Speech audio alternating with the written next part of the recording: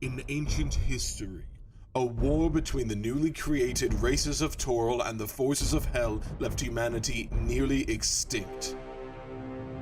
In the post-cataclysmic world, humans placed themselves above all others, while races deemed undesirable watched from below.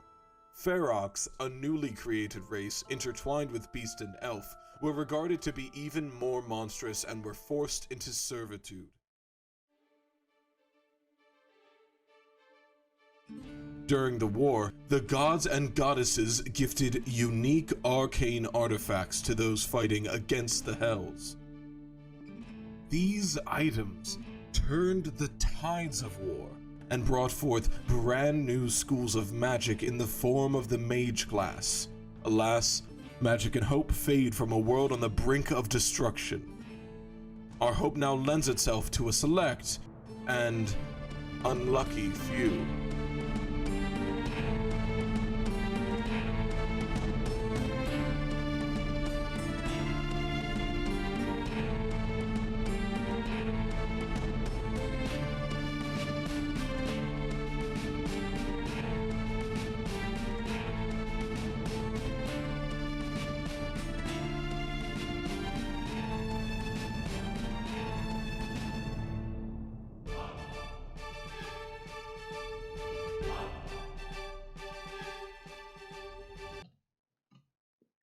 Hello, all of you out there, and welcome back to the Unlucky Few.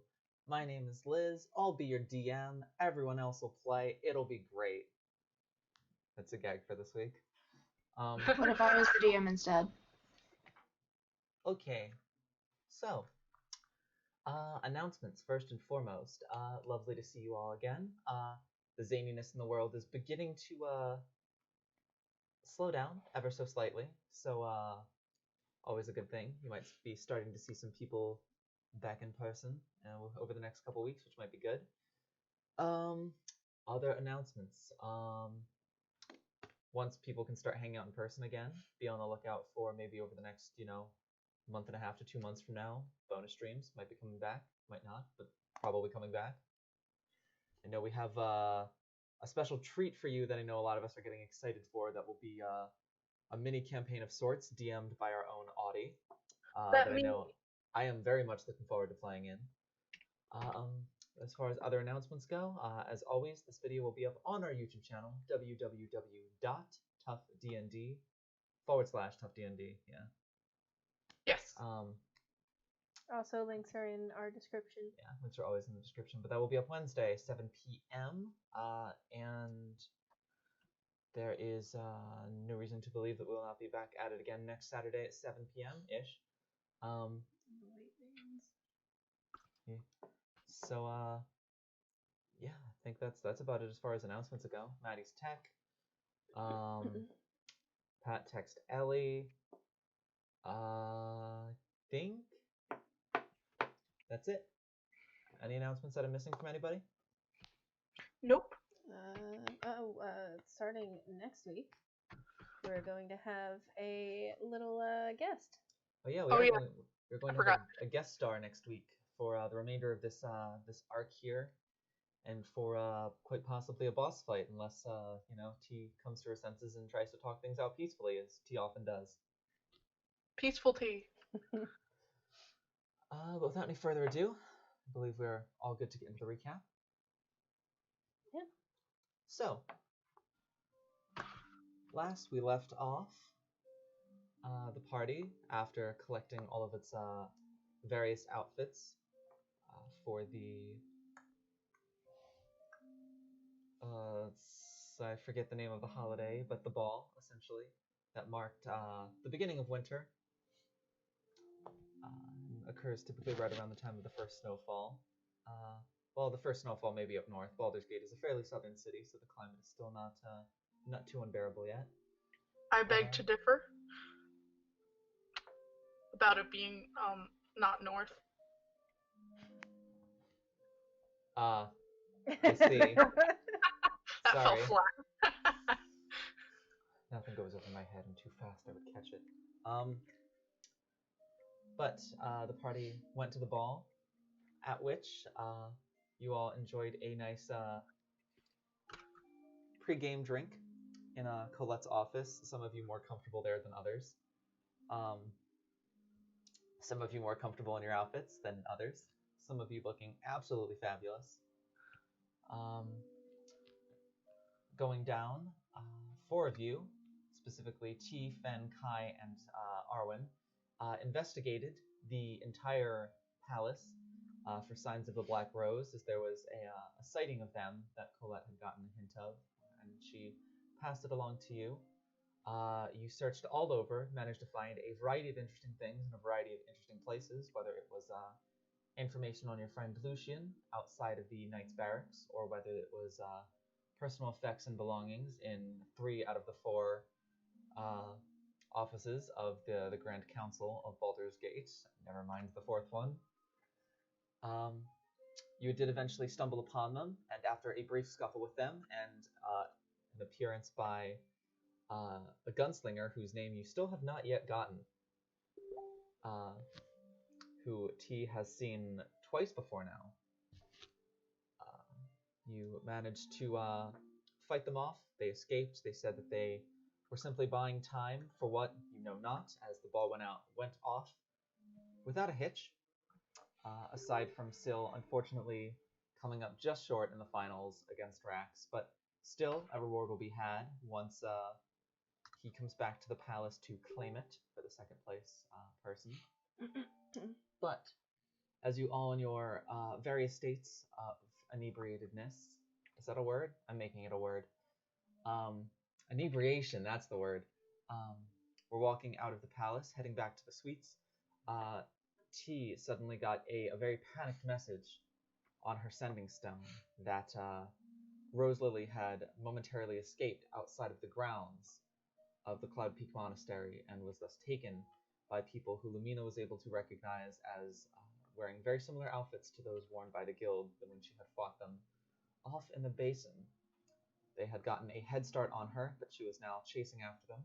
And upon hearing this, T, all of you would hear T sending a very frantic message back. I have it written down if you want me to say it. Like, I verbatim wrote it down.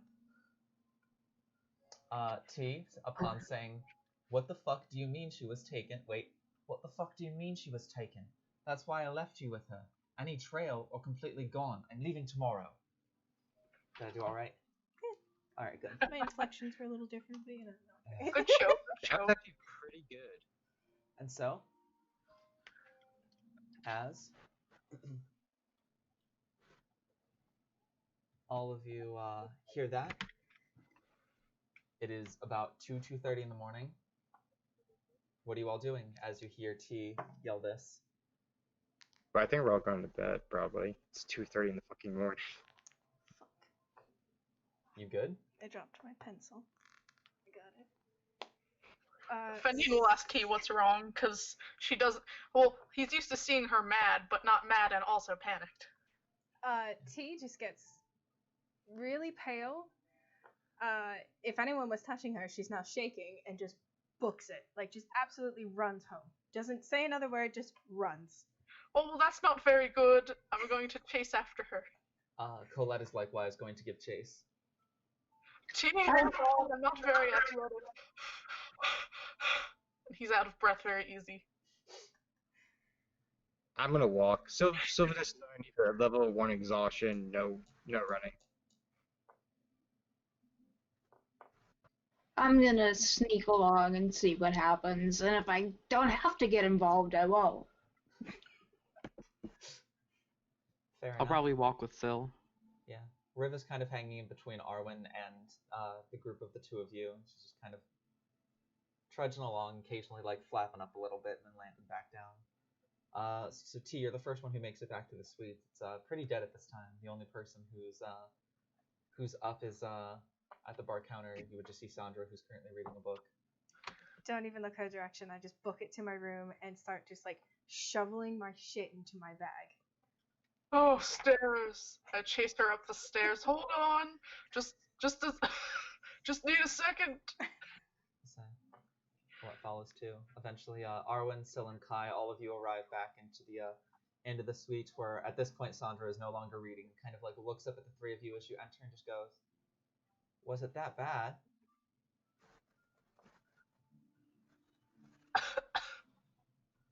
And that's all that happens is just coughing and silence. Well, fair enough, I suppose. Sorry, I guess that you didn't have a good time. It's been a long day. Kai, Sil, and Arwen is who she's talking to, by the way. All right. Well, good talk, guys. And she'll walk out. Expect If them to Benji was talk. there, he'd answer. I'm also currently dealing with a tech issue. Yeah, when multiple people talk at once, I can't hear anybody because like the audio cuts out over each other. Oops. All right. Well- Well, the three of you go upstairs. That bit of RP doesn't need to happen. T, what's what's going on? Never seen you this emotional, except for that one time we heard you beating the crap out of Sylvanus. I didn't even hit him. It's she's just like, she keeps trying to say words, but nothing is coming out, as like she just looks frantic. All right, are you looking for something? You know, you're packing up. Do you need to go somewhere? What's happening? We need to leave. We need to leave as soon as possible. Just we need to be on the road like yesterday. We need to go. Okay, all right. I'll get my things. I'll let everybody else know. Why? It's, other than the reasons we were leaving already, it seems extra urgent. Well, you said taken. Who was taken? Someone else I care about was taken. From where? My home. Home is? The monastery. Garbage? Yes. That's not very good. There's lots of monks there for protection. They must be pretty sneaky. If it makes you feel any better, the time it's going to take us to get from here to there, even with their head start, we're probably going to be meeting them there at just about the same time, so might be able to cut them off right at the entrance. If we're lucky. No, that doesn't make me feel any better, because that means that she's going to be in the hands of whatever ruffians found her for the next however many days, and she's just like rambling on. All right, well, listen. So I understand this is very important. Let's try to keep our heads. We'll all gather our things and we'll leave first thing in the morning. I do believe it's not wise to go traveling until we have a little bit of sleep at least. We've all had a lot of alcohol, and also we all were just in a fight. True. If Also, I the plate- pull out a map, could you point out where the monastery is? Sorry, what? If I pull out a map, could you possibly point out where the monastery is on it? Well, it's going to be at the... you said it was just in the Cloud Peaks, right? I can point out where it is. So we can figure out possibly what route they take and find the best cutoff point. Smart. I suppose I just I don't want her. We won't be Right. able to rent horses until later in the morning anyways, because you guys don't have any horses. True. Then I'll and, steal one. And it I'm not also stealing mine. it's also not necessarily the smartest way to get there is to take horses. The smartest way to get there is going to be river raft up the river Shion Thar. Can the raft hold Gooseberry? I don't know if the raft can necessarily is big enough to hold horses, but it can definitely hold all of us. We're gonna be taking a raft most of the way there, though. And plus, I mean, you said you haven't actually told me where exactly the stronghold is that we're going She'll to. just like, while shoving shit in her bag, throw out the map. Okay, yeah. So it looks like where we're going is the Sunset Mountains, so it's not necessarily going to be great for horses anyway. Darn.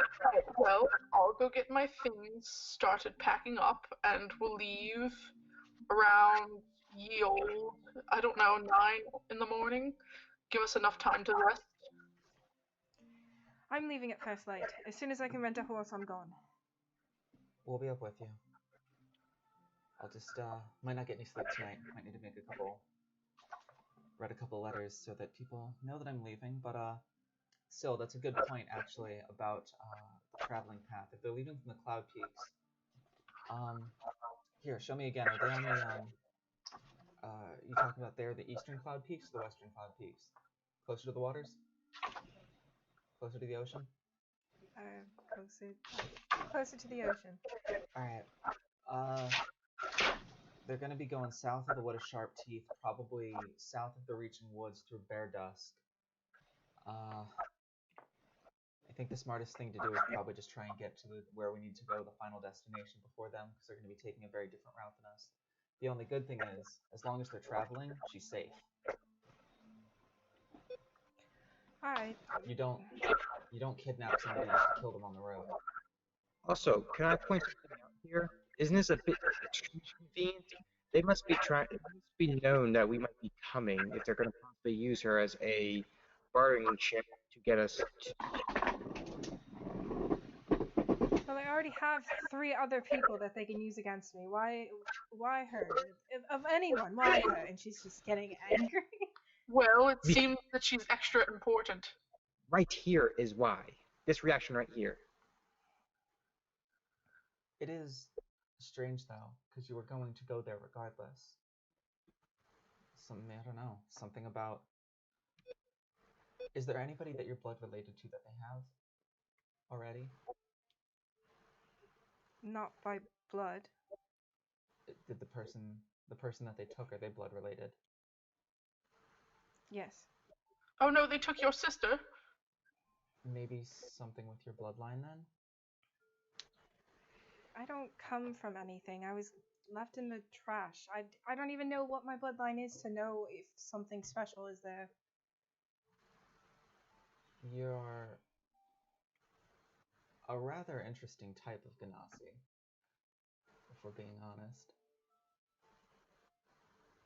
There are 4 main types of Ganassi. There are fire, there's water, there's air, there's earth. And you are none of those. That's not common. I mean, it's never been a problem before. Well, you're showing a lot of potential.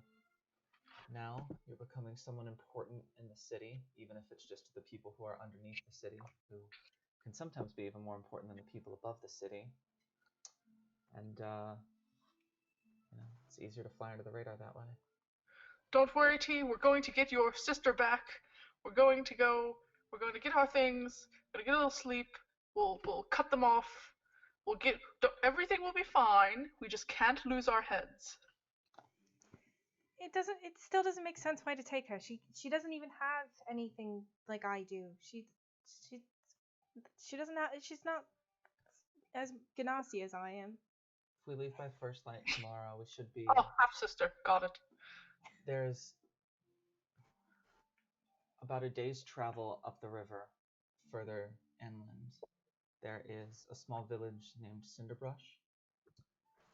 Once we arrive there, that is where they sometimes will rent the river rafts. We can take that past Fort Morninglord, past El Toral, all the way north of the Fork to Scornabel, and after that it is just a short trip through the Reaching Woods, and maybe 3 days travel and you're in the Sunset Mountains. We're right where we need to go. But it's probably about a week quicker than traveling all the way there by horses. I just want to get there as quickly as possible. We can take a boat, but take our horses to the boat, and then maybe more horses after the boat. I don't know. Whatever's fastest. I need to be there now. Well, we can certainly do our best. I will write letters to some of our other companions and compatriots to let them know that the plan is beginning. And I'll also have to let my job know that I'm canceling my appointments for the next, let's see, 3 weeks of travel there, a week there, 3 weeks of travel back. I'll call it a 2-month,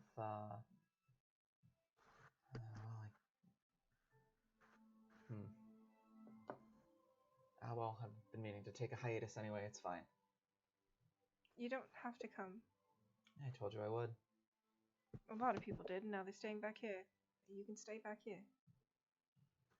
Kind of you to offer. I'll see you at dawn. With that, she gets up and turns. Goodbye. I will see you all in a couple of hours. I'm sure, bring some coffee or tea or something for all of your wonderfully sleepy faces. That would be most appreciated. With that, the last thing she'll do before she leaves is she'll stop in front of Syl, actually. She'll kind of put a hand on your shoulder. Tough loss. Good fight, though. Right. Oh, you're going to want this back. Probably, yeah. I'm sure I'll be a little bit more useful on the road with that. He'll Still, give it back to her with the sheath. she takes it, and it kind of almost, it like shimmers in her hand as she grabs it. Thank you. Still, though. I did as you asked. I know. I would have known if you hadn't.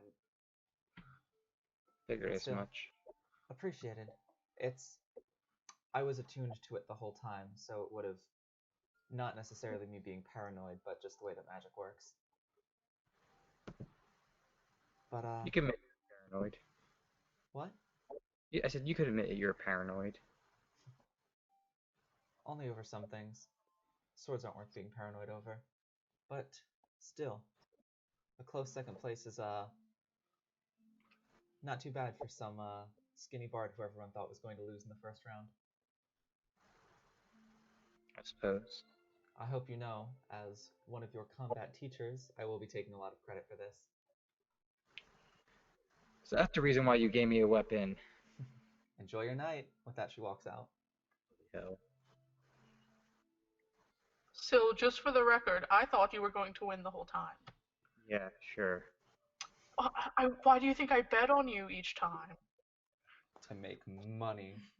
Well, that's comforting considering someone bet against me each time. Who? Kai. I didn't bet Oh, on you at all Kai. the second time. Oh, Kai, you fool. We didn't even Yeah, I was make about to say bets he the learned last that time. lesson. Oh, well, anyways, I'm going to pack my things and try to get some sleep. We're not going to be able to get much, and be up bright and early, chipper like a bunny, ready for whatever happens in the morrow. And then I go and pack my stuff.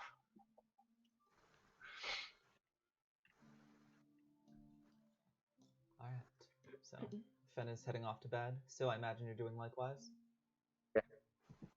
Arwen and Kai? Also going to Sure. bed. Kai's heading to bed. Arwen, you're heading to bed as well? Yeah. You do get to bed, and waiting in your bed, as per usual, though some slightly different feelings involved this time around, is Luna. I didn't think of that. She's just gonna flop down like normal though. She'll kind of cuddle up, and you can just kind of like hear, sort of like mumbled to the side of your head is just, I'm really glad this didn't make things awkward. I'm not one for awkward. I'll lie, but you know.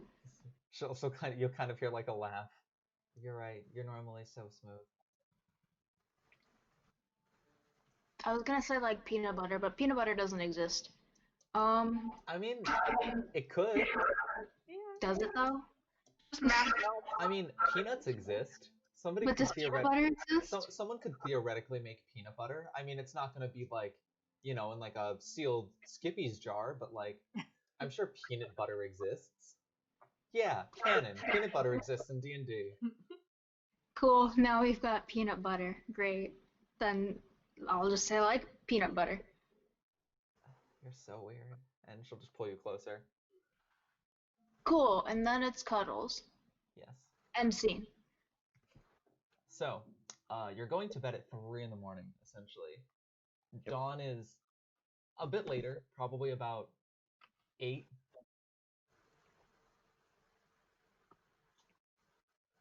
Also, as you wake up, I totally forgot to do this. Everyone needs to roll for hit points. Right. But we get advantage. I was literally just about to tell you that when you said we're gonna wake up. All right, so Maddie, you up first. Roll hit points for advantage with advantage. 4. Is that another 4? Yeah. Well, guess you get 4. All right. Did anybody else roll yet? I'll roll I first. didn't. That's my. What do I have to roll? I said first. We're rolling for the hit points that you gain when you level up. You are rolling a d6, but you're rolling it with advantage and taking the higher number. I'm letting you roll for advantage because of how well you did during the ball. I'm being a child. Okay, so I get first roll is a 4. Second roll is a 7. Nice. Alright, so I get 8 HP total. Yep. So I'm at 40. A nice even. I'm at 54. Nice. So wait, you said a d6, right? Yep. Roll a d6 twice and take the higher number. 5. Am I 5, doing and the then, same? what's your con modifier, Ash? +6. No. You have +6 to con? No. That would be your Oh, saving shit. modifier. We're talking just your flat modifier. Oh, just my flat? Yes. +3. +3. All right, so you get 5 + 3. You get 8 more hit points. Cool. Cass, roll me a d8 twice and take the higher number. Same thing with you, Pat. Twice. I thought so. I don't know why, but my tracker thing says 5. And I'm like, no, I don't need 5 of these.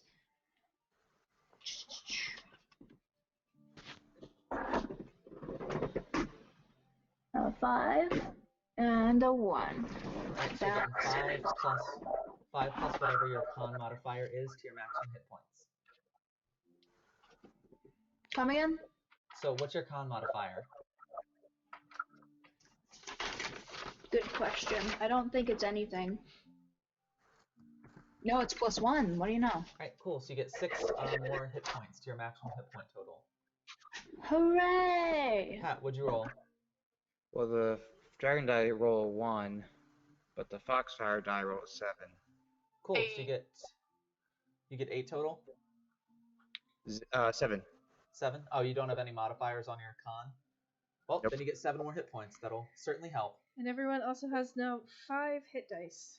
Yes, that is also correct.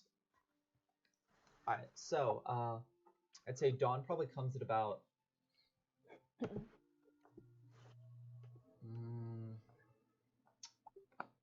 a.m. And so that's 5 hours of sleep. Not quite enough for a long rest, but But we leveled up, right? Or no? yeah. Yeah, oh Well, yeah, you Elf absolutely leveled would get a up. long rest, right? Because of So if we Fran. leveled up, then everything was healed.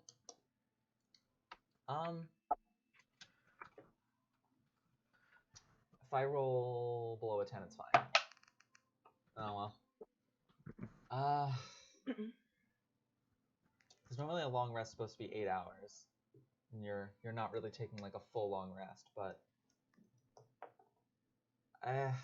Well, the fighting was also before the ball. yeah. But I mean, the ball is like not a rest necessarily. Drinking and dancing is not. It's not what you do to relax. It's not restful.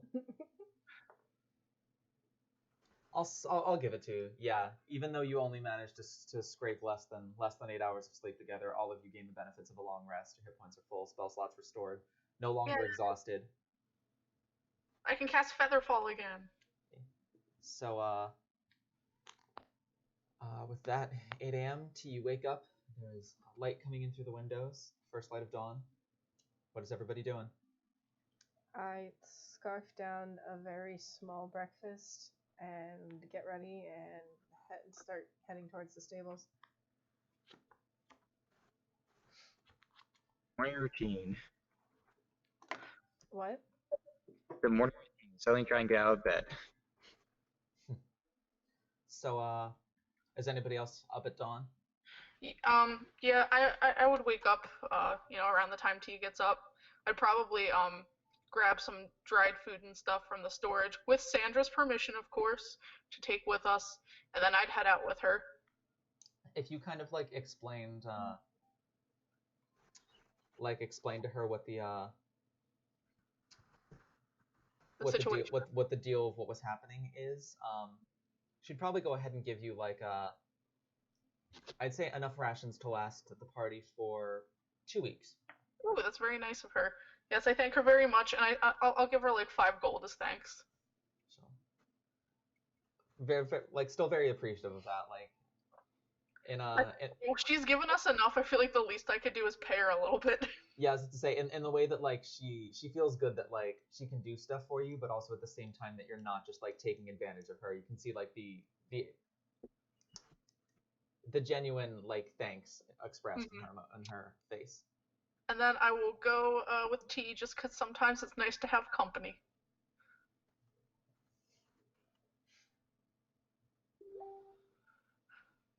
So, is your sister a fighter like you are? Do you think she'll be able to, handle herself? No, she barely started any training before I left. Oh, is she younger? Yes. Oh, you must have young parents. You're quite. No, so, not that it's any of my business. Anyways, don't worry. I'm sure that we'll be able to find her and everything will turn out all right.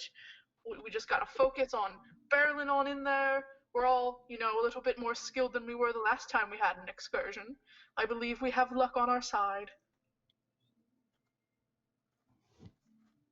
Oh God, is she gonna beat me? Yeah. She's not my sister. Oh, cousin. You're allowed to say whatever you want. Well, she can't. Let's see. She can't be your aunt. Can't be a sister. How many different types of family members? T, do you have a child? I guess I can sort of get that angry mama bear energy from you, like an owl bear. But I mean that as a compliment. Please don't hit me. Do not tell anyone. I mean, sure, that's not really my information to tell. The whole point of me not talking about her and not telling anyone about her and keeping her home and all of that was to keep her safe. And now none of it even matters. Oh, trust me, I know how that feels. Carefully crafted secrets, and then you're still a little screwed. Well, I won't tell anybody. I'll still just say sister, and we'll get this all sorted out.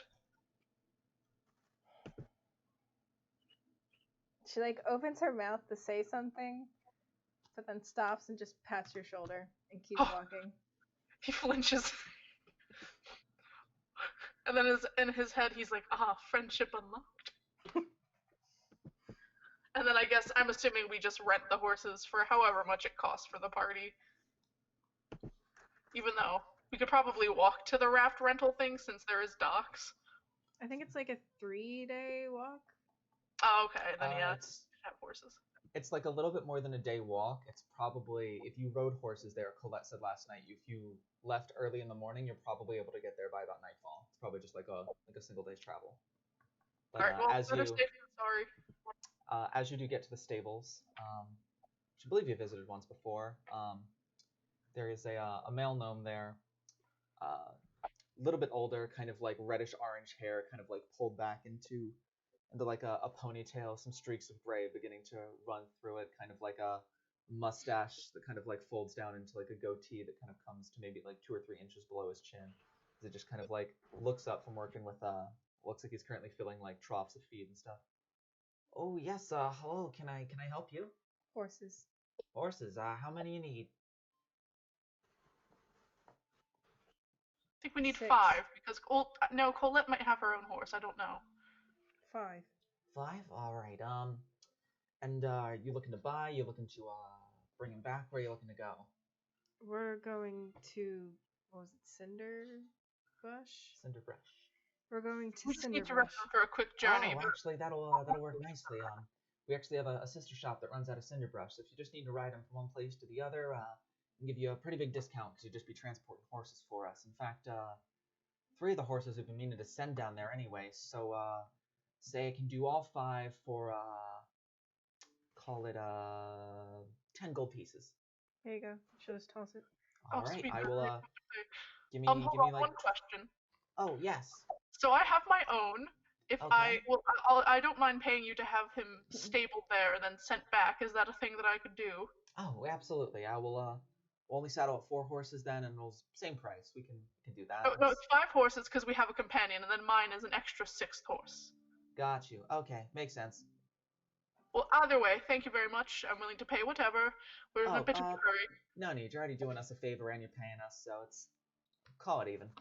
Splendid. All right, just give me I've got a couple hands here. Give me 15-20 minutes, and I'll have them saddled up with everything they need. Great, thank you very much. How about I just go and grab the rest of the party, and then we'll just meet up here. All Sorry, right. on the way out. I'm going to stop at Zenom anyway. Ooh, can you perhaps grab me a healing potion, and I'll give T. The healing potions were 50 gold, right? Correct. I'll give T 50 gold, She'll take it. and then I'll just go back to fetch the rest of the party and let them know that the horses will be ready in like 20 minutes. All right. So moving to Zenom. As you get there, you would see you head down to the bridge because with the ball happening, the festival is now over. So their stands out in the market district are now closed. They packed everything up and brought them back here. But you would see the familiar sight of Anastriana as well as Thea and Gore currently working on just opening up the shop. Before Anastriana kind of looks up at you. Oh, hey. Did you need something early this morning? Healing potion and thieves' tools. Healing potion and thieves' tools. All right. You look like someone in a hurry. Yes. All right. Thea, can you go grab thieves' tools real quick, and I will. We're not open yet, but here, step in. She'll step in. She'll unlock. She'll unlock the door because like they're not even like they're really not open yet, and it seems like they're like everything is still empty. There's still no one here yet aside from them. I kind of hear some rummaging in the back as Thea's attempting to try and find thieves' tools, but all right. So I don't know how many healing potions you need necessarily, but we did sell quite a few during our expedition out in the market there. But I do have let's see, kind of rummages around under the counter. Here they are. Haven't unpacked them yet. We have 4 potions of standard healing for 50 gold apiece. Put them up. We have 2 potions of greater healing for 250 gold apiece. And then let's see. Well, yeah, 500 gold pieces. But we do have a we do have our very last potion of superior healing here as well. So, what were you thinking about getting?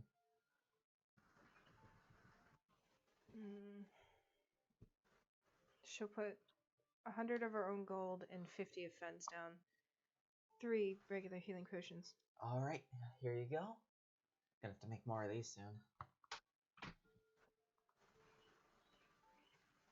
Once everyone is back in person, I can start using the props to keep track of how many healing potions everyone actually has. It's just very hard to keep track of that when we're so far apart. So far away. How much would the thieves' tools be? Oh, Thea kind of walks up and just goes, last pair, but they're a pretty decent set. These would just be 50 gold pieces. All right, just toss them over. All right, here you are. We even have seems like it might work for your outfit, and she kind of like puts a band with a strap, so you can kind of like affix them to like the upper part of your legs for ease of access. Had one of these once upon a time. She's already like attaching it. Nice to see that you're acquainted with them. All right, is there anything else you need? No, and I don't believe any of my companions do at the current time. All right, fair enough. Well, yeah, I would imagine they did. You guys bought quite a bit of stuff and gave us quite a bit of business, so we're actually going to need to work on replenishing our stocks of magical items and artifacts a little bit. Which reminds me, if you do find anything of interest on your adventure out, we would be more than happy to either take a look at it here, or even possibly if you were thinking of parting with it, we are also in the market to buy magical items and artifacts as well. So if you are in need of any cash, just keep us in mind. I don't have anything on me currently, but I'll let the others know. Fair enough. Oh, and I guess I should probably inform our instructor that Scylla's not going to be around for a little bit for his enchantment lessons. Correct. It's almost 3 weeks out. Maybe be a few days there, 3 weeks back. Gotcha. I'll say I'll be gone for a couple months then, but that's alright. He was making good progress enough as it was, so a little setback won't do him too much harm. Well, I have to go, so. Wish you best of luck on your travels. Yeah. I'm just gonna leave. Alright, so you head off. Fen, you arrive back at the suites to gather up the party. Everybody, we have to leave now or we'll die! I'm just kidding. Is everybody awake and ready to go? It's like when your mom like slams open the door. I think I'm just picturing like the dump his drink on Sven's head for that. is what to say Oh after my, that. I prestidigitize that away. Can I like come up behind him and pants him? I'll say yeah, you do it. Oh no, I go commando. Oh, Oh, Arwen, you have some weird kinks. Come again? So Arwen, you have some weird kinks. What Oh, do you it, mean? I this don't is judge not you. inappropriate. Nobody needs to see my underpantaloons. And then I pull my pants up. Under Stop it. pants. Well, this is certainly an interesting morning. I can see all of your reflexes are sharp. Like the rest of us. I've probably been collecting like snacks and candies and like small like salt and stuff. No, understandable. Need snacks for Arwen and snacks for Riv. Yes. Yeah. Riv is ready to go, currently waiting by the door. Kai, I'm imagining you're downstairs and awake at this point as well, right? yeah, he'll just look very like bedraggled and grumpy though. Yeah. As you go to depart, there's a few of your companions kind of come down early in the morning, just having heard the commotion, whether it was through the grapevine or whether it was Colette letting a few people know that she was bouncing and needed people to cover for her in like one way or another over the course of it. Kind of wishing you off, Kai, is Kat, who just kind of gives you like a quick kiss and is just, please be careful. I'll try my best to keep these idiots alive. Just make sure you're also trying your best to keep yourself alive. Oh, of course, first and foremost. I couldn't leave you by yourself. Absolutely not. Who else is going to get glared at by my father in the middle of a dance floor? Ah, that was lovely, wasn't it? Can't Yeah. wait to have another conversation with him in the near future. Oh, his personality is just like a ray of sunshine. Like a ray of sunshine is having sex with a goddamn flower, isn't it? Ew. What the? Sure. I don't know how to respond to that. I'm gonna go back to the stable now. So now can I go up and pants Kai? No, you cannot. Damn. He wears a belt. Too many belts. Too many belts. I'm sorry, I'm still thrown by that sunray thing, so I'll just, say goodbye to her and then head out when we leave. Alright. Likewise, Luna would wish you off, Arwen. Just be like, be safe, please. No guarantees, but I'll try.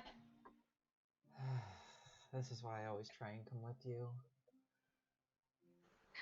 I'm a big kid. I can do things on my own. Not necessarily well, but I can do them. Kind of shakes her head and walks away. You can see her smiling though. Okay, thanks. Let's just go. And likewise, before you leave, Syl, Oh no. you actually feel a presence behind you, and you kind of turn to see Rax behind you. So, are you guys leaving for everything then? I believe so. I don't think family would wake us up this early if it was not for the case. Fair enough. Do your best to stay safe. We both know me. I'm terrible at that. Yeah, I know. That's why I said it. You kind of have a habit of throwing yourself into harm's way.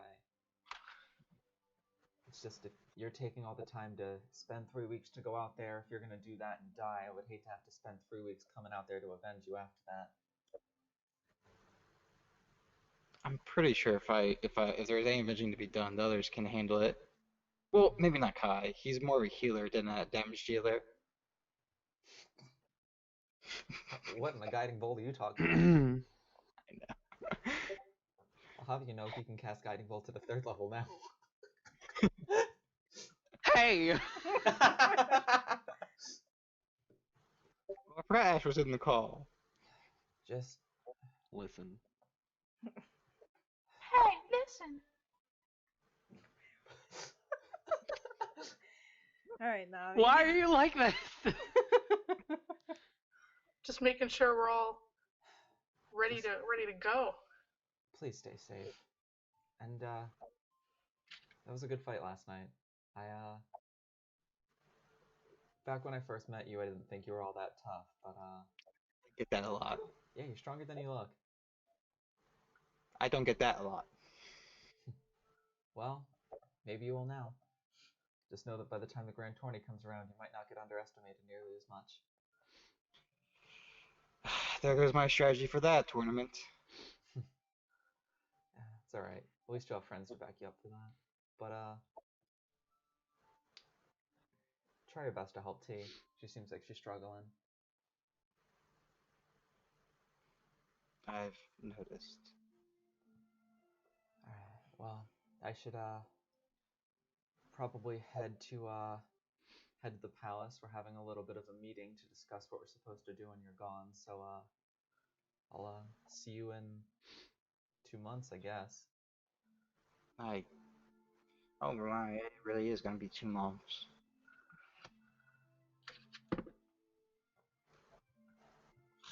Be gone for 2 months from here. Yeah, well, I'll tell Autumn you said bye, and,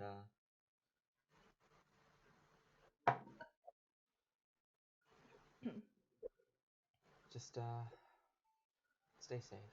And she'll actually lean down and kind of very gently kiss your forehead before leaning back up and walking out the door. So you know how like red tieflings get?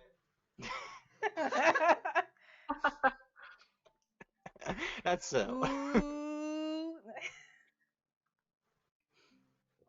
So what you're saying is you're casting Alter Self to make yourself look like Rare. Yes. Alright, so do you head out to the stables now? After standing there like frozen like a statue for like a good like 30 seconds, yeah.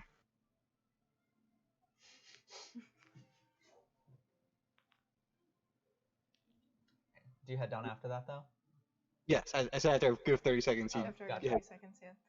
You're like the only one that sounds really far away. I'm having Gotcha. tech issues on my end. Like everything is dying slowly. As you're all heading down, getting a little impatient and also wanting to show off for everybody, Riv is going to nudge into the side of you, Arwen. And then is going to kind of like crouch down low to the ground like she did on the garden the other day. I'll just be like, oh boy, we're doing this, aren't we? Alright. We'll get on. Alright, so Fen, Kai, and Sil, you would just see like Riv kind of like harassing Arwen for about 20 feet of travel before just dropping to the ground. And you would see Arwen just like jump, swing a leg over Riv, and just kind of be sitting on like where the neck meets the back before Riv just like jumps up in the air and begins like flapping their wings, getting about 30-40 feet off the ground and just kind of gliding around with Arwen on the back. They grow up so fast. Riv too. I'll look down at everybody and be like, what's up, chumps? Likewise, you would see like this sight just kind of like flying slowly into the stables, just Arwen riding on Riv. Sil, that's what you call symbiosis.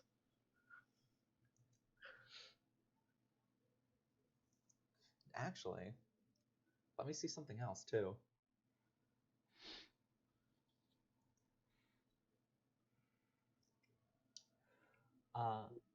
Also, while riding Arwen, you would feel a slight presence, like trying to telepathically connect to your mind.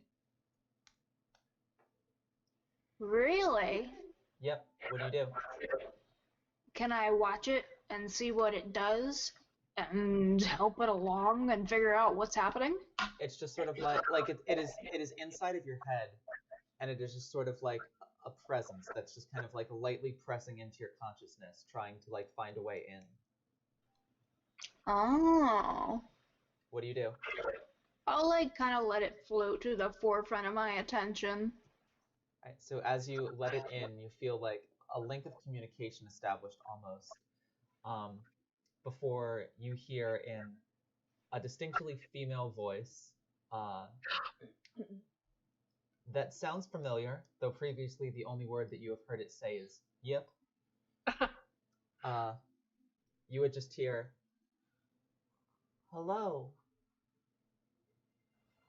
friends. Whoa. Oh, yay! In common. That's in common. Mm-hmm. She can talk now. I'll just get all excited and I'll be like, dude, you spoke in a language inside of my mind. Kind of like And more, it'll be like I say encouraging. more excitedly. This time you would just hear again, friends. Oh, bestest friends. that's so cute. Content this time, just a third, friends. Just She's just only nodding, getting the hang of it, repeating. but she's doing her best. Precious baby. The whole way back down to the stables, she'll just be like, good job. So Hooray, the five of you all meet up outside of the stables. All of your horses are now ready to go. Is Colette here? She has not arrived yet.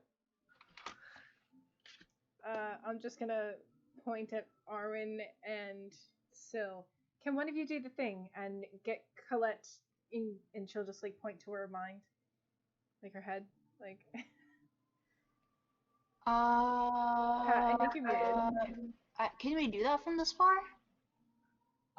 Not with message. Probably with sending. Oh. Also, Pat, are you muted? I think Pat's muted. I think Pat muted him. I shot at top of my lungs. I'm fucking muted. Just a second ago. Sorry, everybody does it. Just another reason why I'm so happy to have people back in person eventually. We're just gonna talk, like, moving our mouths. I can do that. What do you want me to tell her? Get her ass down here. Okay. Please. So cast a spell sending, Gotcha. and he would do like most top of the voice he can do is like, Cordif T, get your ass down here. That's it? Yeah. Coming back to you in like a very like staggered and out of breath voice from Colette, you would just hear, tell T to hold her proverbial fucking horses. I'm just But also already hold like real saddling ones. my horse up with like my shit and getting on my horse. No, say- you're supposed to hold the horse. About 2 minutes would pass before you can kind of hear coming from the stables are kind of like if Dusttown is on one side of the bridge, the stables are on like the other side of the bridge, meaning like they're like more like out of town than even Dusttown is. They're kind of like what separates like the bridge from like the farmlands outside of Baldur's Gate. But coming across the bridge, like you hear at a very rapid pace, just like of a horse coming across. What? I'm allowed to do sound effects. No, I liked it. Thank you. As you kind of like look up and you're able to see a like a cloaked figure riding a like jet black like massive stallion of a horse, just quickly coming across the bridge right towards you guys. Before kind of like pulling on the reins a little bit, coming up short and kind of hopping off the horse, you would see Colette in an outfit that you had not previously seen her in, since you have not gone adventuring with her yet. Where she normally wears the either like a blouse and a skirt or like a straight like dress with a sort of like nice like bolero jacket.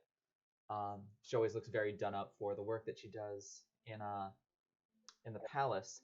She is sporting some very large bags under her eyes. It looks like she did not get very much sleep last night. But as she kind of drops the hood of her cloak, the things that catch her attention immediately are her hair, which has been stripped of her brown hair dye and is now the same kind of telltale ganassi light blue color that Gabs is. Aside from that, you're able to see, like you look at the bags under her eyes and you're like, oof. And then at first you think that she might still have makeup on from the night before, but there is little bits of like the soldar that Ganassi get, like little bits of like crystallization that are kind of like just on the outsides of the eyes and just on like the upper parts of the cheeks as well. That is not being hid by makeup currently. aside from her cloak, she has on like a very nicely polished but like slightly jagged and ornamental looking breastplate. That kind of has like a almost like a thin sort of ceremonial shoulder guard on the left shoulder. Some leather some leather bands that kind of go like along half of the forearm each. Shorts underneath the breastplate. It seems like the breastplate is like the main point of the armor. She has shorts on, and then like half leather, half metal boots, also in the same kind of like polished black color that go up to about, I'd say just below the knees.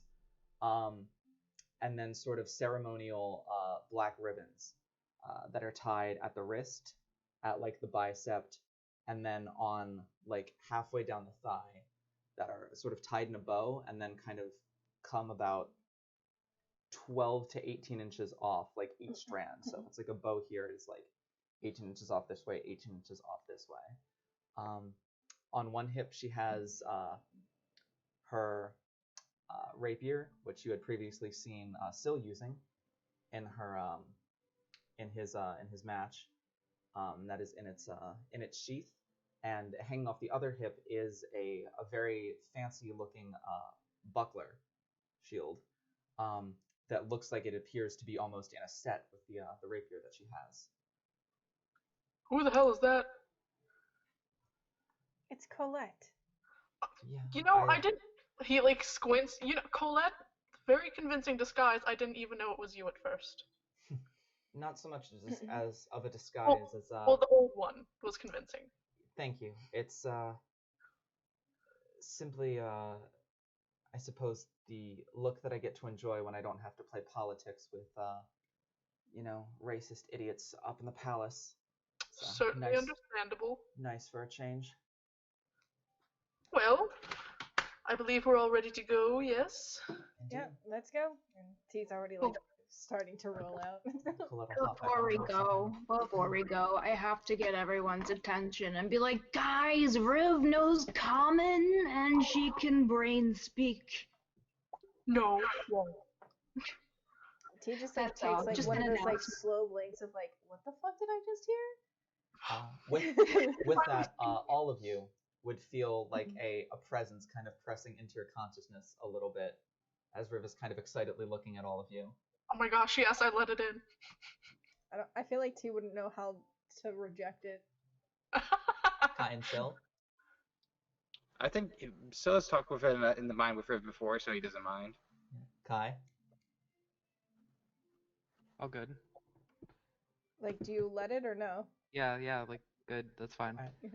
So all of you, it would end your mind here. Once again, a voice that you can easily distinguish as Riv's, just friends. Helping Oh, you're getting friends. extra bacon. Snacks. And then kind of like runs over to Fen. Yes, Fendian always gives her half of his food. I'm gonna give her some of the rations that I'll give her like my share of my day's rations. Yeah, she will snack it up, and then as you're getting ready to leave, she'll kind of like fly up a bit to sort of like scout for the group a little bit before all of you hear in your mind before she flaps. She goes, "Time to help friends." Oh. Fendian's wiping proud tears. How old does she sound?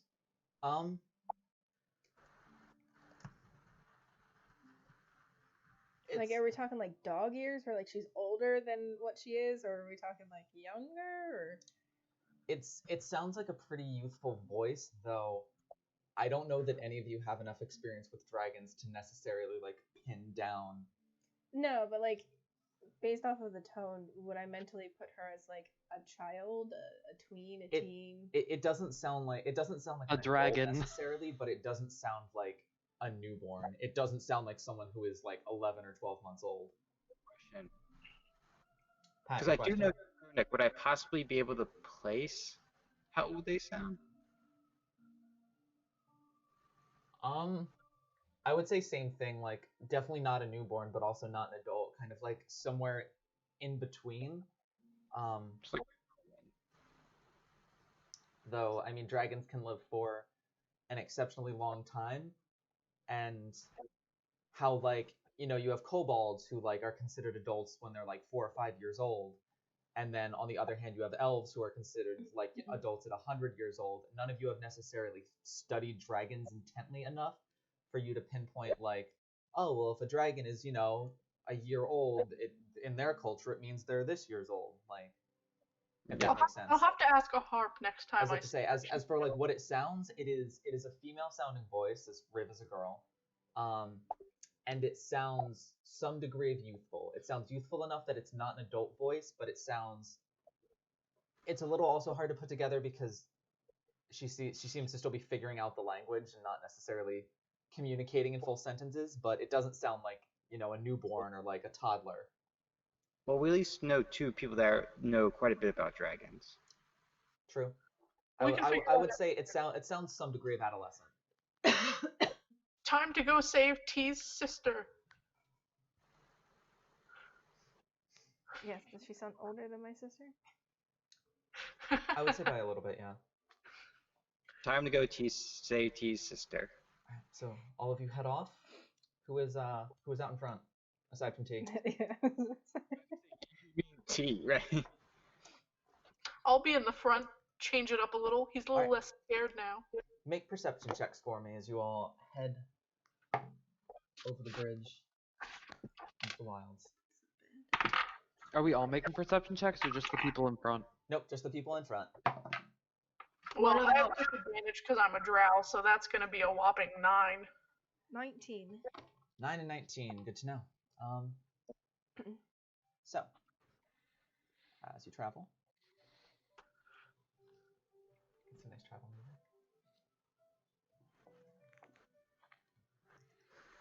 So as compared to one of the last times that you left the city and sort of headed due north, heading directly east, you're encountering a lot more of like the farmlands outside of Baldur's Gate. It's a little bit similar to the first trip that you took out, back when none of you knew each other, and you were heading out to a cave to do your very first quest together. Remember back when that was? So you ride through a lot of farmlands that are now, you have about, I'd say 75% of which at this point have been kind of culled and collected, as we are getting to the point in the season where winter will soon be upon the city of Baldur's Gate, and it might experience its first snowfalls in the coming months, coming weeks actually, despite the fact of how far south it is. You're going late enough where you would see a lot of farmers working in the fields, and so there's, I'd say for the first bit of the ride, definitely like a little bit of like safety in your ride, whereas like you're not directly out in the wilds right away. You're kind of in pockets of relative civilization at this point. You probably like cross paths with a caravan or two. Your group would kind of have to move to the side and allow them to pass, and kind of before continuing on your way down like the center of the road. But the roads here are also fairly well maintained. You left probably at about 9, so I'd say you get to about right near sunset, since they're right about like 6 p.m. Starting to get pretty dark. Though you said 19. Fen, you kind of miss it, but T, you're able to see kind of up in the distance, maybe like 2 or 3 hills away. You're able to see lights atop of what look to be some sort of wooden watchtowers by the riverside. Looks like the city's up ahead. We should press on. Sounds good to me. Right. Okay, so you continue on. So you continue on for probably about another half an hour, 45 minutes before you're, at this point, the sun is set. It's pretty dark, but you're able to reach the city gates. Reach the city entrance. There's a couple of watchtowers, but there's no like full wall that surrounds the city necessarily. There seems to just be 5 or 6 watchtowers that kind of exist around the outside of, not so much a city, more along the lines of like a small village. But it appears there are a few people walking about, but it appears late enough that most people have already begun to head in for the night. But you've reached the small village of Cinderbrush. Any bystanders in the street will be like stables, like whatever stable company these horses are from, so we can return them. Oh, I believe stables are right to your left there, right inside where you entered at. You're able to see kind of like a large building sort of to the right of one of the watchtowers, right along the river. Teal, just head that direction. Gotcha. As everyone follows, you get there and you're able to see another small gnome man. This one a little bit younger than the first one. The gray, not quite taking over the hair yet. Sort of most of it is just not tied up in a ponytail this time, kind of like hanging down around the shoulder blades, sort of like a little wavy, sort of that same kind of red orange-ish color. Looks fairly similar to the first gnome that you acquire the horses from. Just kind of like looks up. Yes. Can I help you? Oh, actually, never mind. I think I can. Those horses look awful familiar. Yep. Here you go. Where can we rent boats? Boats, might be closed for tonight. Yeah. Looks like it is closed for tonight, but you're gonna want Scion's Seaside Shack, which is, well, I mean, don't let the name fool you. It's not actually by the seaside, it's by the riverside, but don't mention that. He gets a little bent out of shape about it. But yeah, first thing in the morning, you should be able to head right down there, and he's the one who kind of hooks up the boats for, are you shipping anything? Oh, you're shipping yourselves. Yeah, you should still have enough boats available left for you to do that. As long as he's feeling in the mood. Gets a little crabby sometimes, no water pun intended, but should be fine. And you're sure he's closed? Kind of like looks over and you're able to see like a building that's built probably like 50 feet wide. It's probably about 30 feet over land, and the other 20 feet kind of sitting on stilts of various heights in the water. And you're able to see like windows that are like completely dark. There's a torch. There's like a lantern out front that's like extinguished. He just kind of looks. Yeah. I mean, I'm no expert on this, but looks awful closed to me. She just lets out like a tisk and like sharply kicks a nearby rock. Yeah, sorry. He once it gets a certain point of the night, he kind of needs his drink. So yeah, can't be helped, I suppose. So he's at a bar. Either that or he's drinking at home. But one of the two for sure. I can almost guarantee you that much. She'll let out a huff and turn to the group. So I guess we're stuck here for the night. We can find an inn or Well, just sleep if outside. he is at the bar, we might be able to convince him for a little bit of an extra sum of gold for a rush delivery. You know what I mean? Would I be able to swim there if I put on my cloak of the manta ray? I forgot that you had that. It's a 10-day boat ride. But that wasn't the question. You could certainly try. What if I try? You might have to roll up a new character sheet. That's true. How attached are you to Arwen? By Velcro? Oh my god. That's pretty steady. So what do you guys do? I guess I'll go to the bar and see if. Well, I'll ask them like what he looks like, in case we see him at the bar. Oh, well, that'll actually be pretty easy to find. So he's got kind of a shoulder length, extremely straight, light blonde hair. Like the ever so slightest bit of peach fuzz. He can't grow it really well. His big brown eyes, and is also the only fucking elf in this village. So really, really hard to miss. Like real pointy ears. Also, never smiles. I know somebody like that. No, like pointier than nose. Like Accepted. like I'm talking. Those things got to be at least a foot long. They're huge. Fendian like self-consciously covers up his very large ears. Well, Like, anyway, wow. thank you for the information. I suppose maybe we could check the bar if he's there, see if we can convince him for an extra bit of coin. If not, rest up for the night, and then we go there bright and early tomorrow. Agreed.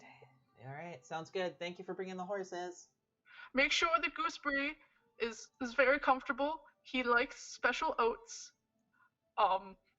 and I have like I do still have a bag of feed that I specially bought for him attached to his side. He's That's very dear to me. He's my first friend. right. And I'll yeah, I can and at that point Colette kind of like hops off her horse and kind of walks it up to the man as well and just you can give him the same treatment as you would give mine. And you see the gnome kind of like look up and kind of like confusedly look up at Colette for a second. Before like a look of recognition flashes over the face and just, oh, oh, oh, yes, of course, Lady de Laurent. I would yeah, we'll make sure it gets the same treatment. is it because our horses are black? Black horses are quite pretty. Fendian just like forgets that Colette is like a fancy lady. And he's just like, yes, horses.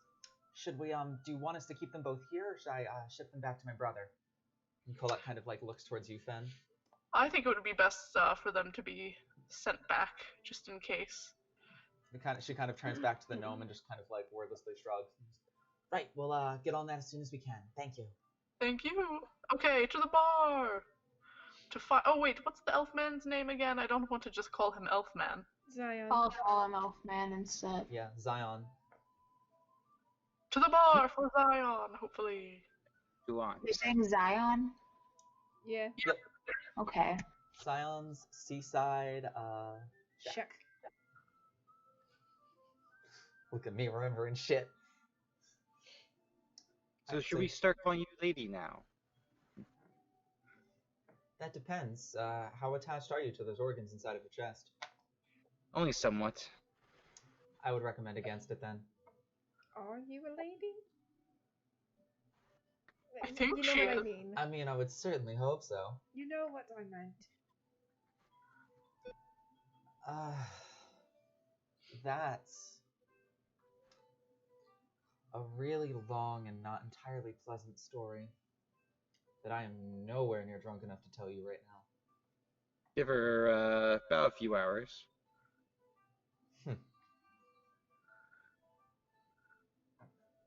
To the bar. Indeed. Away. So you guys head off to the bar. Yep. Yes. Cool. So who is helming the search for the bar? Hello. I'll do I it. thought we asked her. It's once. nighttime. Make an investigation check for me, Spencer whoever's asked her helming it. once. I'm doing it. Can I be in the back exploring? Yes. So that's gonna be 12. That's alright, it's not a very big village. You eventually find probably the loudest and most boisterous building in the whole village. It is fairly large, though it is still only one floor. It is very well lit up, and you can see a sign that seems to be hanging from a large kind of decorated lantern. As the Rusty Lantern. You froze. So, do you head inside? And I'll just walk on it. Yep. Rusty lantern. I like that.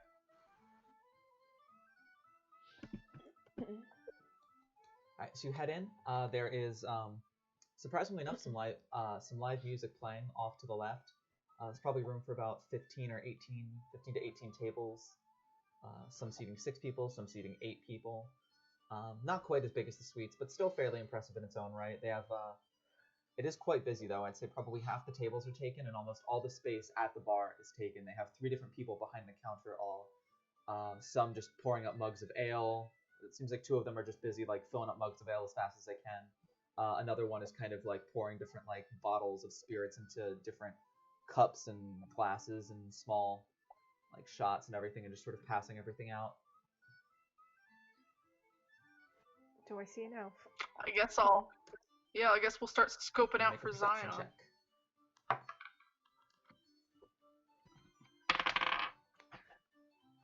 It's gonna be 19 again, I believe. Yeah, I rolled another 16, so 19. I got 16. Yes, you can actually see up at the counter is an elf man matching the description that you Okay. got currently. A glass of one of the brown spirits in one hand, and a very large, probably half-liter mug of ale in the other hand, just kind of alternating, taking sips from both. Oh my goodness! All right, who wants to take the lead talking to this guy? He's already walking over. Oh, all right. I answered your question, Fan. I'll see how T handles this, and then I'll try to swoop in if she starts beating him up. What is everybody else doing in the meantime?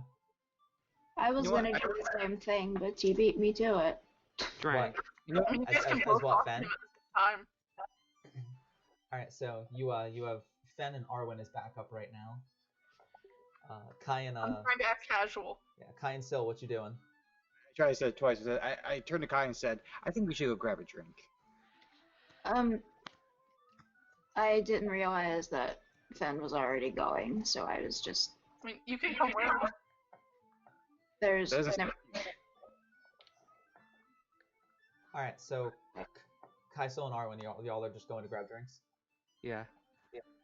All right, Colette will kind of like look at like the determination of T and just like kind of decides probably better not to get involved in this, and we'll come along with the three of you as all of you go to grab drinks. You do get a number of like a couple people stare at just the motley crew, and anyone who thinks about doing anything more than staring immediately sees at this point close to a little over 5 foot tall wormling kind of walking alongside with you in a witch hat no less, and just sort of immediately is just like fucking nopes right off and just goes back to their drink. But you get up to the counter and you can kind of see just like taking like a long drop from the ale before slamming it down, and as soon as it like hits the table, you can see like I'd say probably 6 gold pieces already sitting on the counter in front of where he's sitting, and as soon as he slams it, one of the people come and just like refill up his tankard of ale. You would like the average ale is probably 6 to 8 copper, and a glass of spirits is probably maybe 5 silver. So this is enough for someone to get pretty fucking blitzed. Zion, That depends who the fuck is asking. I need a boat. And I need 1,000,000 fucking platinum pieces, but hey, disappointment for everyone, isn't it? I will pay for it. Well, now we're talking a little bit. I sell boats. I think this will work out very well. That's why I'm talking to you. I need a boat for 7. 8. 8. 8? Well, let's see. I have one of my premium river rafts. They're about Wait, no, 7? 2, 3, 4, 5, 6, 7. premium river rafts that we use to send stuff up and down the river. They're about 10 feet wide, probably about 25 feet long. Even got like a small captain quarters in the back, and it's got some stuff down below for supplies or if people want to sleep there. So I think you're probably pretty good for that. How much? Are you renting it or are you buying it? It really makes a lot of difference. Renting?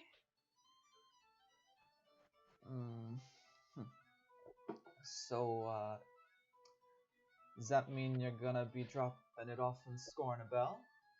Yes, and we can bring it back as well. We plan on eventually coming back. Well, perfect. Saves me a lot of trouble. I'm too drunk to think about prices right now, but first thing in the morning, I will get you a boat. How about I give you money now, and you just tell us which one I can take? I don't know. Business does not normally work like that. I'm not open. Shop's closed. That's why I'm here and drunk. But don't you want to make more gold for more drinks? I do. She's like eyebrows twitching, but she's trying to not. Make a persuasion check. It's not the best, but my charisma is not terrible. Surprising.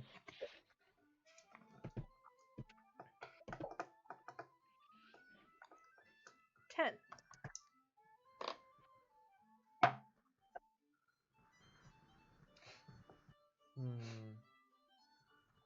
don't know. I'll tell you what. You ever drank before? Yes.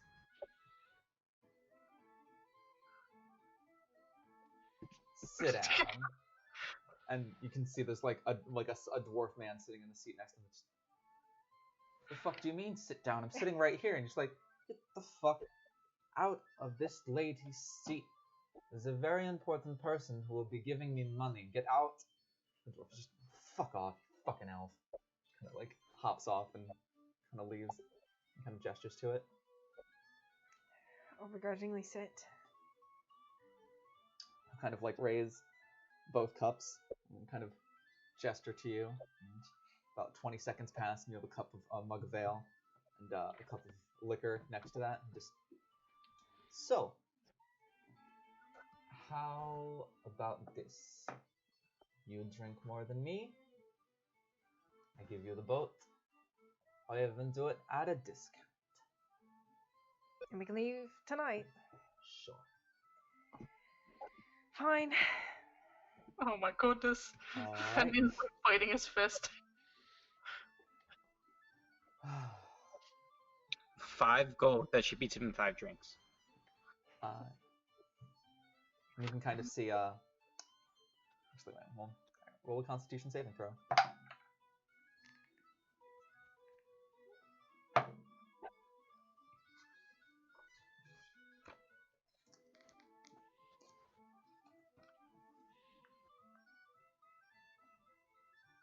18, 19, 20, 22. Yeah. So able to slam both drinks back pretty quick. By the time you finish, he drops his ale mug down, and you can see he hasn't touched the liquor yet, but the ale mug is about halfway empty. As he just like drinks and then drops it down, and before he can even say anything, he just picks up the glass, dumps the the whiskey into the beer, and then just chugs the rest of it and slams it down. Nice job. I'm pretty impressed. You might actually have a chance here. Most people can't drink with me very long. I have a question. I have an answer. Can I attempt to help make drinking this easier for T by casting Prestidigitation and making all the alcohol taste like apple juice? You can certainly try. All of your alcohol. Actually, as you drink that, do you want to do it on the ale or on the whiskey? Let's see. Well, let's see. I can flavor up to 1 cubic foot of non-living material, so there's just a 1 foot cube of her drinks will be apple juice flavored. Fair enough. You go to drink both of them, and for whatever reason, they both taste like nothing but apples. Apples. And he just goes.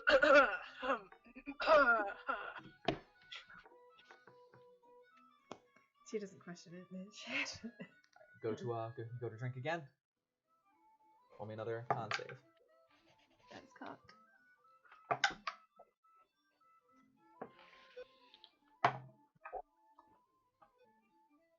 23. You both finish at exactly the same time and kind of slam your drinks down and kind of like looks up. Like it was pretty quick too. Like it was way quicker than somebody should be able to drink this much liquid. As he slams down, kind of looks to you, expecting you to still be done, like going, and sees that you both slam down at the same time. It's just, I knew I liked you. I knew there was a reason I liked you. This is good. Should visit you more often. Going to you guys at the table. Somebody comes around to take your order and just it's a human woman, kind of like red hair, kind of tied up in a bun. Just, oh, hello there. Can I take your orders? What should we be having? Is there a specialty for tonight? Specialty. Well, we got ale. Aside from that, we got some dwarven mountain whiskey. I suppose that's pretty special. That sounds good. We each want one of those. A So shot that's of it. 2 whiskeys. Yes. Is that gonna be 3? Sylvanus, maybe you should stick with beer. No, he's getting a shot. Let's go. He can't hold his liquor very well. That's Alright, okay. so We're all gonna be shit-faced on the boat. and is that 4 then? I should kind of look to Colette, and Colette just kind of like gives like a small nod before handing over a gold piece to the woman who just kind of takes it in pockets and just goes, "I'll be right back with everything for you." And kind of does it. Comes back with with a gold piece. Not so much a shot of whiskey, so much as like a nice glass that probably has like a good 8 or 9 ounces of whiskey in it. And kind of puts that in front of all of you. Well, hope you do enjoy. Let me know if you need anything else. That should kind of head off. Admittedly, that's cheaper than I thought it was going to be.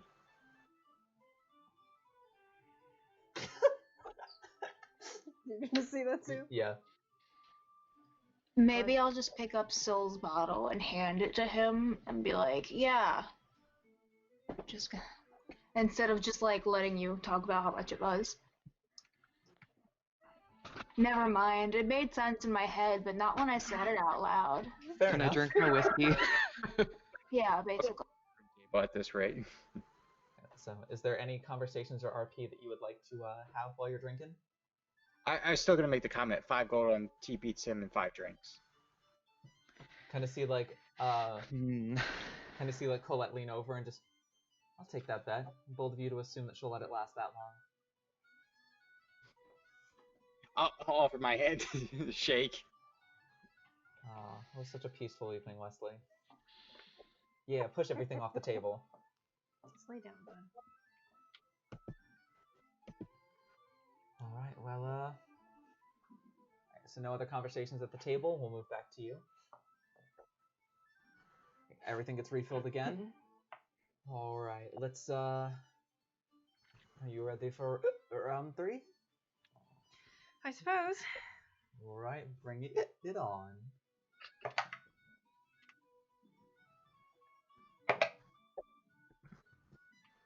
It's gonna be 11. Oof.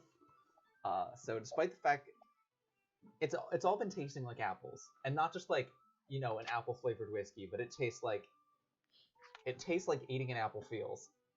And so you've been powering through it, and you power through it this time, but as you kind of set everything down, you go to set your drinks down, and as you set them in front of you, you sort of teeter forward a bit, and everything hits you all at once, and the room just kind of spins for a second. You're able to kind of like shake yourself out of it, but you're definitely buzzed at this point. Definitely feeling the inebriation. Likewise, as he slams his down, you can kind of see like he like looks over towards you, still with like a smile on his face, but his eyes are definitely getting like a little bit unfocused as he's just like, "Oh, I can see it starting to hit you a little bit." Must this continue? I do need to get somewhere. Another one. Bring another round. Gotta throw them back.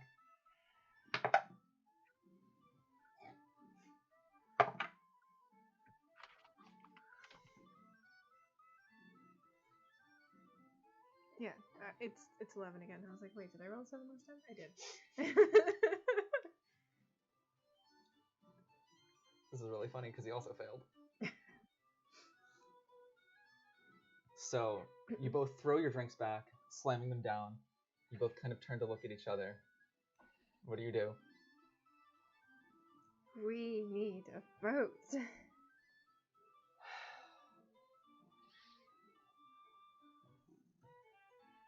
And I told you before, I need We're going to pass out, and no one's going to get a boat.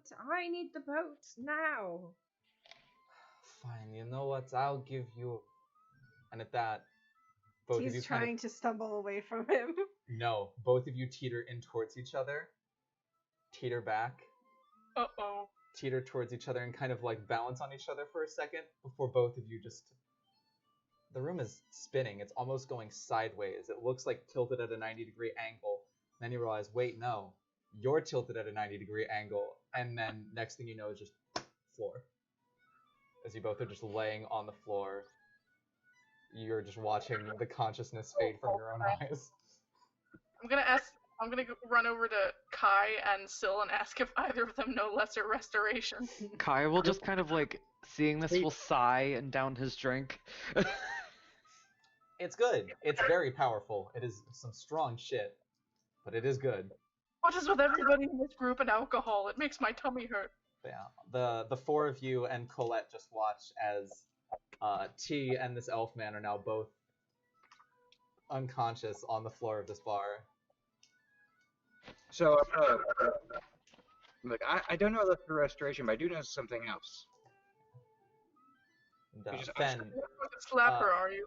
you see the dwarf that was previously kicked out of his seat kind of like take 2 big steps over the 2 bodies before sitting back in the seat that T was just sitting in, and kind of like looks down at the elf and just kind of laughs himself and just serves you right, you fucking prick. Still unscrew his water skin and just pour water on both their faces to wake them up. They're both wet. Oh, they're really up then. Oh, well, it looks like this was a waste of time, and we'll have to wait for Yep. the morning anyways. Slap me around or something. I'll give T a really limp-wristed slap to the face because I'm afraid. Can I just cover T with like one of my cloaks, and then can I just push the dwarf guy out of his chair? Oh no. You're gonna start a bar fight? Maybe, I don't know. a strength check. Both Arwen make a strength check and Fen make a strength check. Wait, what is Fen making a strength check for? Slapping the shit out of T. That's a 12. 12? Yeah, I don't get anything for my rolls. Gotcha. Arwen, what did you roll? Let me add whatever it is to that.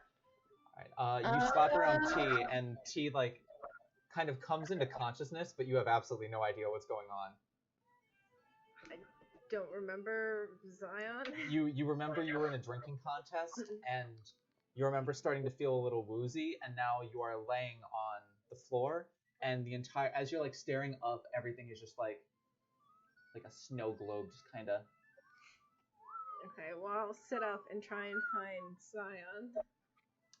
He's right next to you. As you sit up, Colette kind of like kneels down next, kind of kneels down on your like sitting form. Imagine like you were laying down, so you're sitting with like your legs out. Kind of puts her knees on either side of your knees, and it's just kind of like sitting there straddling your knees, and literally just puts a hand on each cheek, just sort of cupping your face.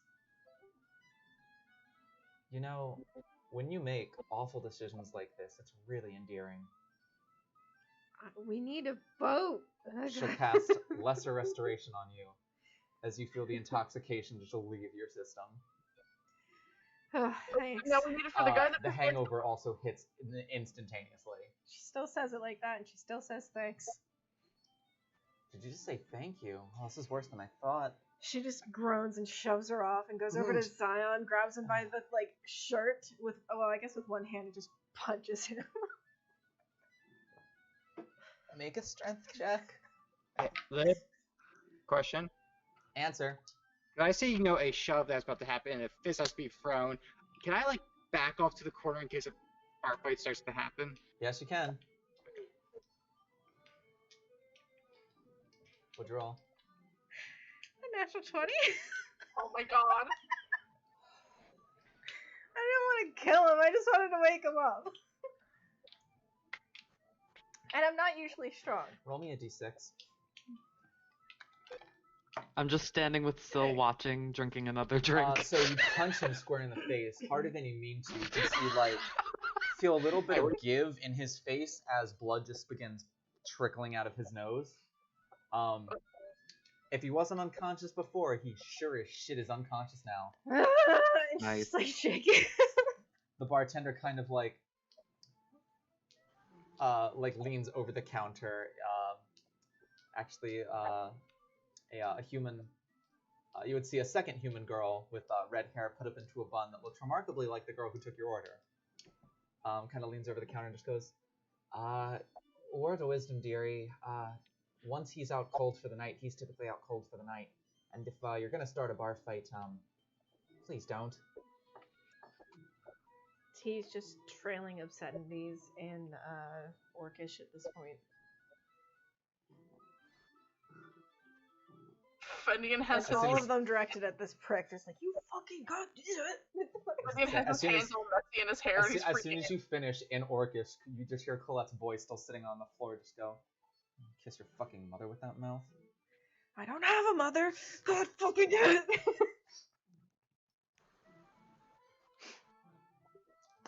What happened with Arwen pushing the dwarven man off the stool? Yeah, Arwen, what did you roll? An 18. You successfully push him off, and as he lands on the ground, he just looks up at you and just kind of like, why? I'm debating whether I should just silently take his seat. I wasn't going to, but now I kind of want to. But I'll wait on that, and I'll just point at T beating up that poor sleeping man, and I'll be like, she's a dangerous weapon, run while you still can. He just like gets up and walks off to a This is table. You can just chaotic. kind of hear him muttering as he walks off, and he's just like, "Oh, I hate fucking tourists." I'll wait Sits until down. he's like out of sight, the line of sight, and I'll take his chair. You successfully do that. I'm gonna lean over to Kai and just be like, "This is a shit show." So, anything Fun else to you'd like watch to do though, tonight? isn't it? Or are you just getting a room here? T would be angry until she could feel her anger fading, and then she'd get frustrated and just step outside to get fresh air. You do that. I'll order a room. But to say, the same kind of bartender that just talked to T just kind of leans over and just goes, if you're gonna be needing him, I would recommend maybe talking to him in the morning, and well, you'll be needing a place to stay tonight. I'll order a room. I can get you all a large enough room to accommodate you all. Call it 4 silver pieces. Yes, Kai will cover it. Thank you, Kai. Appreciate it. Here's your key. I'll be head down the hallway here. It's going to be the 4th room on the right.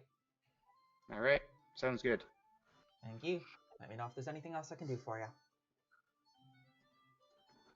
I'll go See, to the room. Is there she's anything- drunk. Colette is babysitting. Arwen's being Arwen. So we'll start to move everyone's bags and stuff inside to the room. Gotcha. Is Kai there will anything help. else? Sorry, continue. I said, bring all the bags inside because, half the party is probably not in the state too. Fair enough. Anything else anyone would like to do tonight? Can Riv and Arwen go out and try to help T not explode? Yeah. Heck. So you are met outside by Riv kind of peeking her head out of the bar, kind of looking at you, and then Arwen kind of walks out. Okay, so you actually find her in like an alleyway, like that kind of position where like you just sat against the wall and slid down to the ground, head in her hands, crying. Oof. Ouch. I don't want to invade her privacy, so I'm gonna keep myself peeked around the corner. And how far away is she if I peek around the corner? She's probably like only 5 or so feet away. Not a very deep alleyway. I'm gonna take a couple of the candies out of my snack pocket and I'm gonna toss them on the ground to her. Some candies laying next to your. I don't want to invade her privacy, but I want her to know I'm there. T would stiffen and try and do that thing where like she tries to make it look like she's stretching and like quickly wipe away her tears like she wasn't crying. Has everything calmed down in there? And she's just kind of like, away from Arwen. For sure, dude. You brought all the not calm with you. I just want to get there. I can imagine. But at the same time, if we get there now, or no, I completely forgot what I was saying and then I started skipping a sentence. Sorry. Seems very hard. Yeah. Oh god. You just really want to get there. And I'm like, yeah, but since we can't, and you literally knocked the guy out that would have enabled us to, we kind of have to wait now. So why don't we just leave the money on his counter and take a boat? I'm okay with that. Let's see if everybody else is okay with that. Alright, and she'll like grab the candies and like dust herself off and stand. And as you do, Arlen will come up a little bit and just like extend a fist bump to like see if you're okay. She'll just like chuckle and like fist bump back. Friendship +1. Bonding. And we're like, all right, cool. So let's go hijack a boat, and that guy will find out in the morning,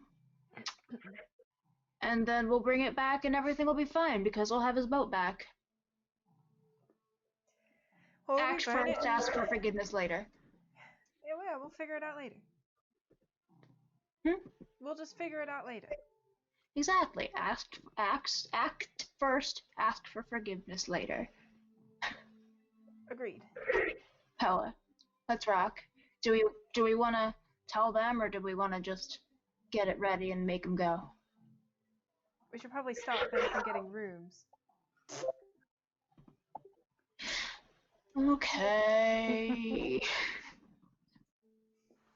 So now we're gonna see if everybody else wants to steal a boat. Let's go. This episode, the group hijacks a boat. So as you head inside to plan on stealing the boat, you would see the other 4 members of the group beginning to gather everything into one of the rooms, kind of carrying your bags down a hallway. And as you go to explain what your plan is, we're going to go to our break. And we'll be back in about 10 to 15 minutes to do a little bit of boat traveling, it would seem like. I'm excited for this. I have been waiting for you guys to fucking take the reins on this story, and I feel it happening right now, and I'm so goddamn excited for it. Oh, man, dang it. I wish we knew we were gonna be on a boat. I have a set thing. You have a what? I have a boat you could use. Yeah, I was about to say, don't you worry. We will get the chance to use that when we're all back in person again. Don't you worry your pretty little head about that. I've thought about it. But anyway, we'll be back in 10 to 15 minutes. Your DM has to visit the little DM's room, so definitely need to take a break. It got me. You should have said the little DM's room. Made it really uncomfortable.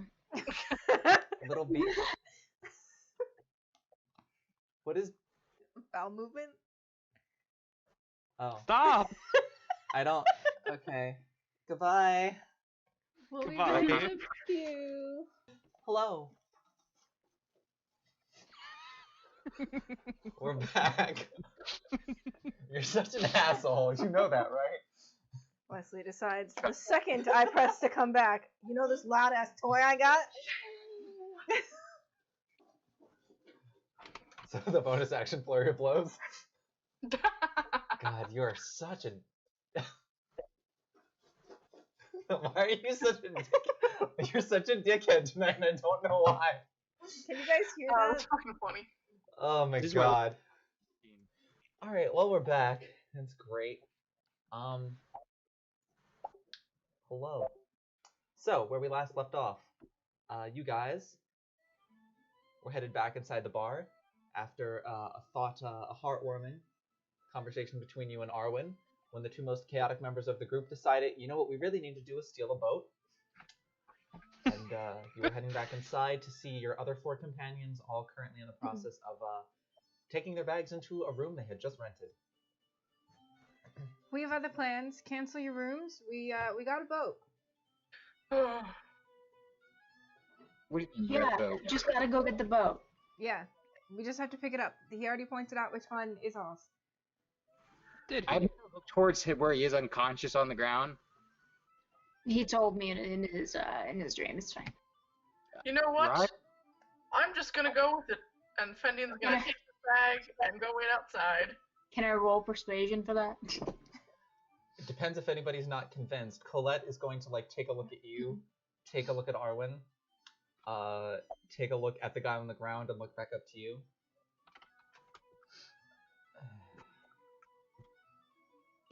We're still paying. He's just letting us leave early. It's alright. No Can one I here mage knows where I hand am. and hold him up? What? Wait 15 pounds. Can I mage hand the guy and hold him up to make it look like he's kind of walking if we kind of crowd around him? I think that is extending how the amount of weight that Mage Hand can lift up. Weekend at Oh, Zion. you're right. Please laugh. But Colette, Colette goes along with Fen and accepting the plan. Kai and Sil, what are you doing? You know you two are full of shit. We have access to a boat. We're going to pay for it and leave tonight. Then why'd you say Yeah, that? you guys. I told you guys. I'll just shrug and walk out. Well, unnecessary- yeah, it's a shit thing to do, but you're gonna go along with it, so what's the problem? They're lying to us. What? Sorry. Lying to us about it. At least be honest what you want to do. Can I just grab Sil by the back of the collar and drag him outside? So you're Oh, being dragged bro. outside. Are you fighting it? A little bit. What? I resist. What? You're like really far away, Pat. So is resisting. Ugh. Listen. We Kai, you gotta attempting go. to drag hard enough to fight him? Never mind. Okay. What was that, Liz? I asked Kai if he was trying to drag Sil hard enough to like fight him if Sil was resisting coming Yes, I'm along. forcibly dragging him outside. All right, make a contested strength check. Arwen, what did you say? Y'all are already doing that. It's fine.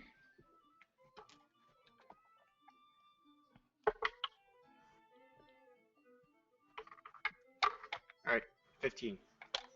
17. All right, still you're being slowly dragged outside. We need to get going. The barkeep who kind of handed you the key is kind of like looking at you strangely as all of you walk off. And where exactly are you all going? I'll just yell over my shoulder. We've got to go make sure we paid for Gooseberry's stable spot. And Fen forgot some of the special oats he brought for him. Just lets it roll off the tongue. Make a deception check. Fenton will pop in and try to help corroborate that. Yes, Gooseberry has a very upset tummy. If he doesn't get his oats, he'll... And then he, like, leans in with a whisper, make a mess. Make a deception check for me, Arwen. Ew. Advantage or Do I have... Oh yeah, that's my something. That's my something. Where's my paper? There it is. I know it's something that you have expertise in. More points to that. Holy shit. I think Arwen's gonna need advantage. So I'm gonna, I got a new couple of points to add to that, so let's, a +8 for whatever I roll. Yep. Just making sure that's right. Cool, alright. If you don't roll on that one, you're fine. That's a 16 + 8. Yeah, that's enough. She's just like, all right, just make sure you come back, cause you also did you still have a key? Will do, thank you. I'll give her a finger guns. I don't actually know what the key is for. I don't think I could, No, you weren't here for that, but still paid for the room and got a key to the room. Oh. But before he could do anything about that, Kai drug him outside, and so you still have the key to the Someone's gonna room. be so pissed. I'm No, pissed right we- now. Party members are lying to us. Alright, so I'll are go you up to all just Sil heading and to the say, boats? heading Can I go up that to- way? What? Can I go up to Silver Can I go up to Silver really quick and say, hey, can I see that key? You do it? Why? I'm gonna have to go return it, I thought we were gonna go just check on the stables. What story is it? Dude, you already know where we're going. We gotta get to the boat. Oh my god. We have to Sil, go. stop trying to play high and mighty. It's not high and mighty. I'm just understand. Like you couldn't just say like we're going to go take the boat. Why did you have to lie about it? I just Well, don't because understand. then they would be upset. But because they don't believe that we're gonna bring it back. But we're gonna bring it back. And once they see that we brought it back, then it doesn't matter anymore. Lauren, we were in a private room. Us. I What? said we were Sorry, going to you get the kept boat. cutting out. We were in our own room. It was just us in the room. I thought we were in that bar area. Did we We were in move? the room. Oh, well, because we better get there sooner rather than later. Never mind. I don't really care what we do as long as we're all on the same page. So are we going or not? It's up to you guys. Colette's kind of walking ahead with T to the shack. Do what you will. Sarwin, Are you coming with? you grab the key and return it? If he gives me the key, I'm gonna grab it and probably pocket it. Key. I think he would give. You're Yeah, you get it. Arwen, you still gives you the key. Should I give it back or should I put it in my pocket for later? No, we'll probably never need it. I'm gonna go return it. She kind of takes the key back and just goes, you're not gonna need this for tonight then? Nah, Gooseberry didn't get his whatever's in time. Fen was really confusing about it, but it wound up in a really gross mess. You don't want to know more than that. Alright, good luck with that. Thanks, we'll need it. And I'll give her like 2 of my own silver, just so she doesn't like mention it, you know? Fair enough. Thanks, I think. And that's it. With that, I don't know either. Just yeets away. It's fine. you return back to the party. Alright, so what are you doing now? I'll head over to the shack. Is there any like signage that might say rates on it? From the outside? Yeah. No. I'm looking in the window. Do I see anything? Very dark And building. I give Syl his silver back. Can someone see if there's like pricing inside? Well, how much did it cost us to rent that little dinghy when we were up in Ocean Lily? I believe they charged you like 25 gold pieces. Still. Oh, this is a big boat, so it's gonna be like 3 times as much. As someone who deals with a merchant family, how much do one of these boats usually cost to rent? To rent, it really depends on where you're taking it. How far is it, like, we're going with this? You're traveling about 2 weeks, probably about 150 miles. What would be the rate for that?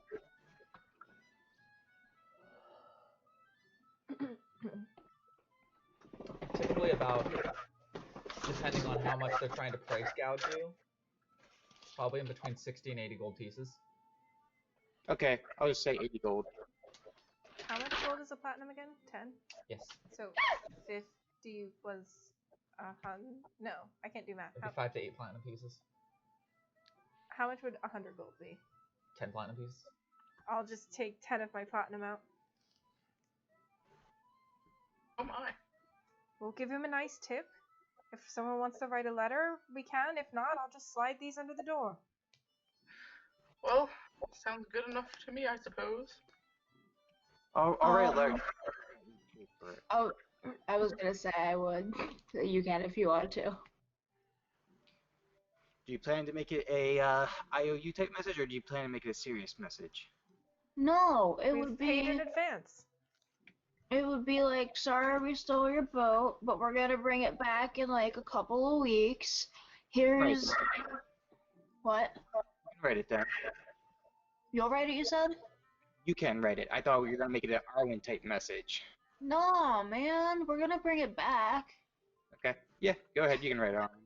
Cool. So out of his paper, pens, and feathers pocket, he will pull a pencil and a slip of paper, and he'll be like, sorry we took your boat. There's money here.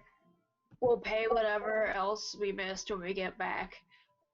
See you in a couple weeks. Love you. Bye. Love you, bye. Love you. Bye. Alright, so you leave it there. What do you do next?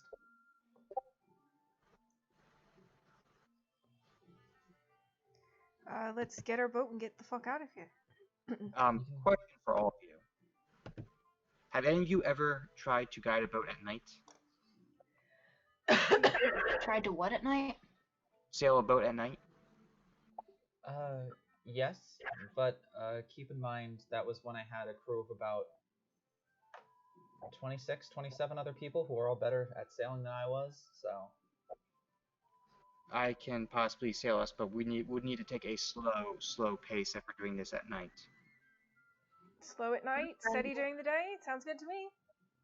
Doesn't matter how slow we go. We already got a faster start. Any progress is good progress. I'm just warning you guys that we would really need to take it slow because it's very difficult as it is to even see rocks. Be good. Don't maroon us is all. Alright. As long as we are making progress and moving as quickly as we can during the day, I don't care. Very well. Alright, so yeah, towards the back, and there's 3 ships there. He was a sailor boy. Whatever we paid for size-wise, I'd take that. All 3 are the same size. They're all about 10 feet wide at their widest, kind of coming to a point up front. They're sort of like almost like a smaller version of a galleon. They have though oddly enough, they have like a single small kind of like almost conical mast, kind of like it's one central like beam, and then 2 sails that kind of come out like fins to the side.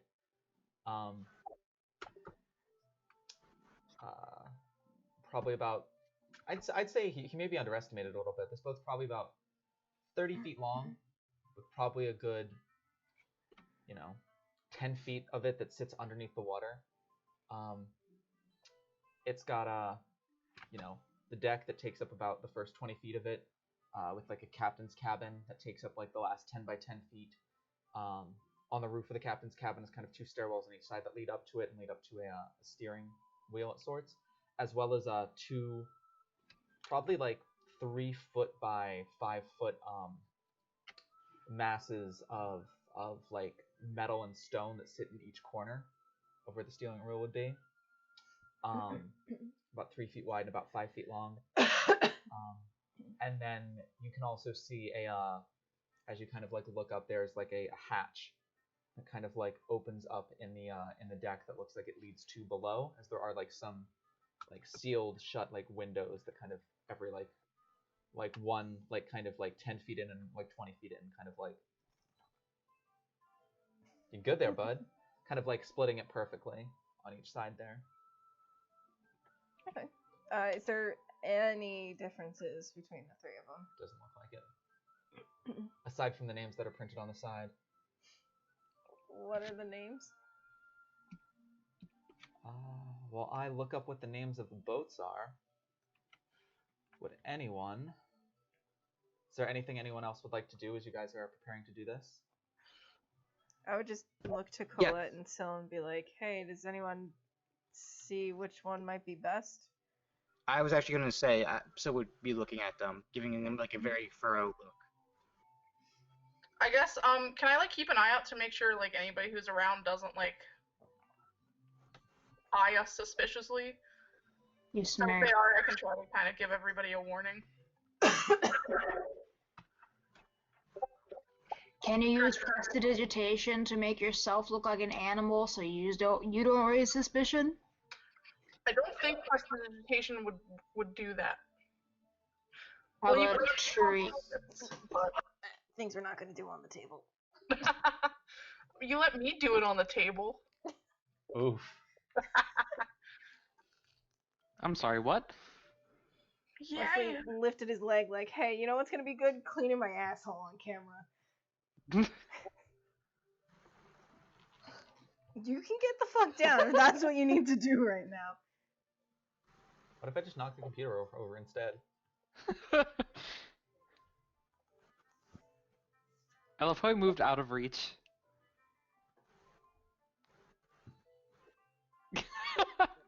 I'll be You gonna doing be that. good? He's thinking about it. You're being a huge distraction right now, bud. Sorry. You're not making playing this game any easier. Continue. So you would look. One of the ships looks a little bit more worn than the others. The other 2 look a little bit newer. Yeah. The 2 newer ones. One is called the Bounty. The other one is called the Zenith. The one that looks a little bit more worn is just labeled Crescent. Can I go explore the worn one and see if there's anything in it? In its bowels. The deck seems to be well enough maintained. There's not like trash on it, but there's not like a whole bunch of extra supplies. The trap door leading down below is locked, and so is the door to the captain's quarters. Can I pick the locks? Oh my You can- god. You can certainly try. What is everybody else doing while Arwen attempts to pick the locks? Which lock are you picking Yeah, first? And I'm then just roll for it. keeping an eye out. Roll like a thieves tools check and tell me what one you're trying to open.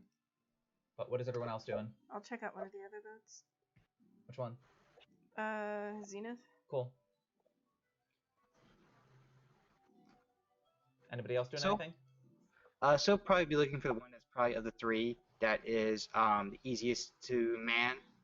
They are all like identical models of boats. Okay. Just hanging What's- back. A newer ship is like like like how a I guess the best way to put it, would a worn ship be easier to move in the water? Like it's not like you don't have to break it in as much. Based on your knowledge, there's not like a whole lot of breaking in necessarily. The one thing that you would know that like your father always used to say about shipping things, and boats and ships and things of that nature is your father always typically tended to trust his older vessels with his more important things rather than his newer ones. Because whenever he saw an old boat, he knew that it had not sunk for a long enough stretch of time for it to become an older boat. Yeah, so look at the worn ships like that one. That would be the one that Arwen is on, Crescent. Arwen, what did you roll?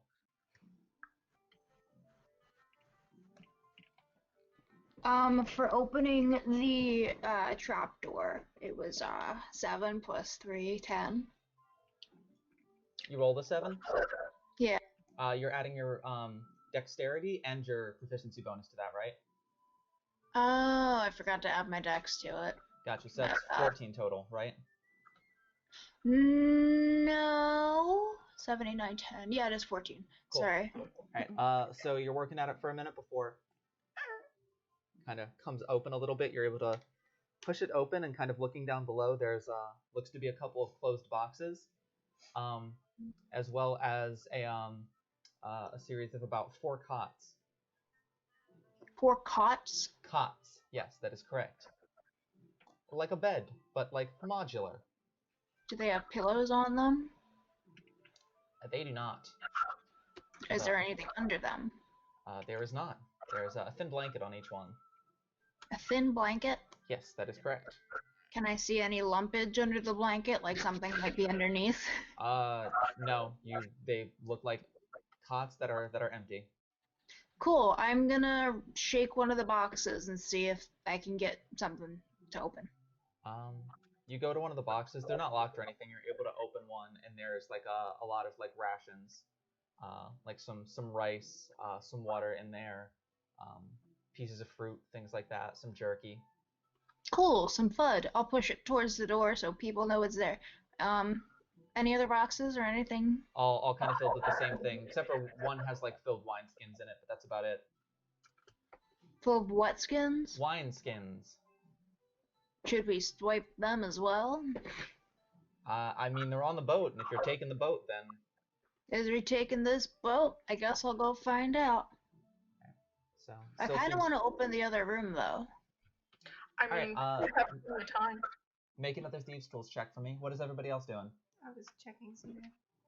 Roll an Yeah, I mean, investigation can, check. can I make a check to make sure nobody's like watching us actively steal boats? Make a perception check. That's a natural 20. Hey. Perception. I get +5 to perception now. Once again, you 13 find both. plus 5.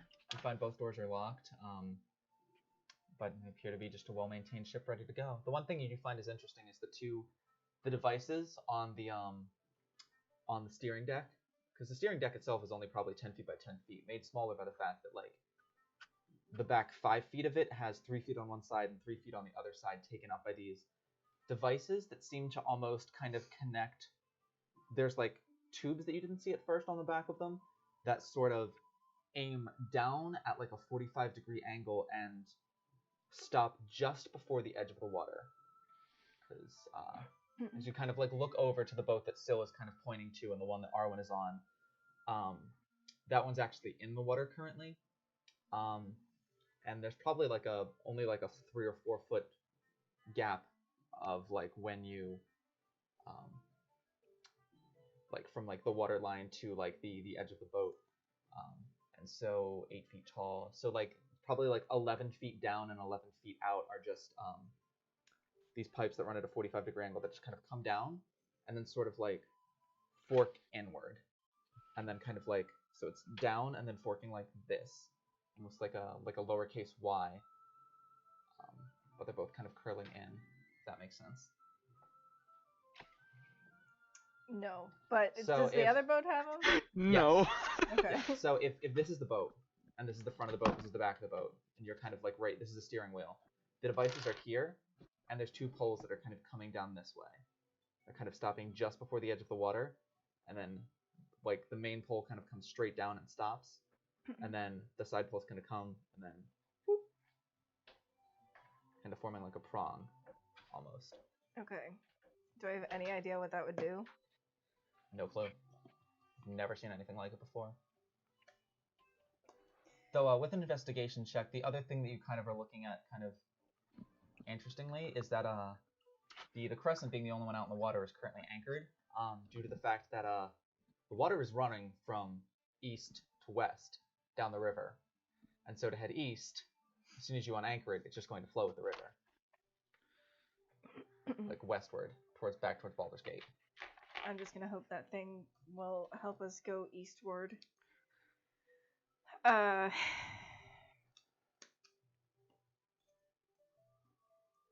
it seems like everyone else is getting onto the other boat at this point. Arwen is on the other boat, and Sil, what are you doing? You're muted. Sil, you're muted. So Sil would. You came Would in for... because I think of everyone he would have like Colette as like the first mate. So instructions that like, hey, we need to have like this stuff prepped if we want to actually get into the water and start going. Right, well, I'll get started on that, I suppose. You know how to work the things on the back?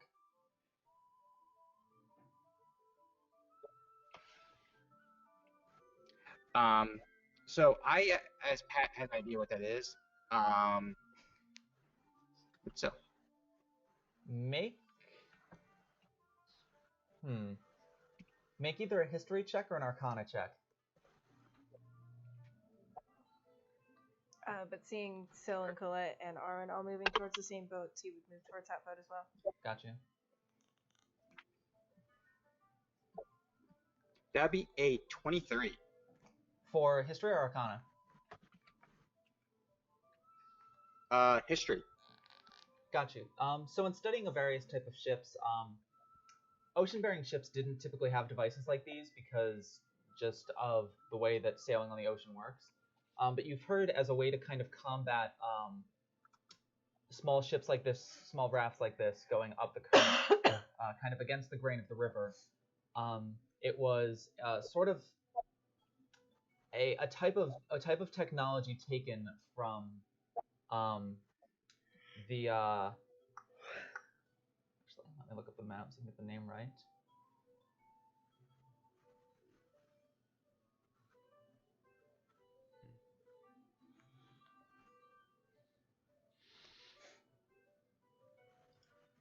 Taken from like back during the time when like the Ganassi Empire still ruled over like the region of this was a type of device that sort of controlled wind currents and sort of allowed for like the propulsion of different objects and kind of helped power some of their devices that almost kind of worked like modern day elevators to an extent, things that would allow like steam and like wind currents to like let things rise and fall or like push things along roads. Yeah.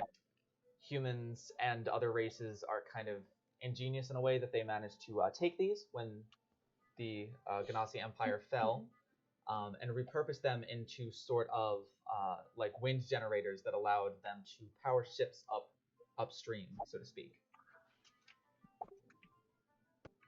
Gotcha. And it's just called the Crescent boat? It's just Crescent. That is the name of the ship. It's Crescent.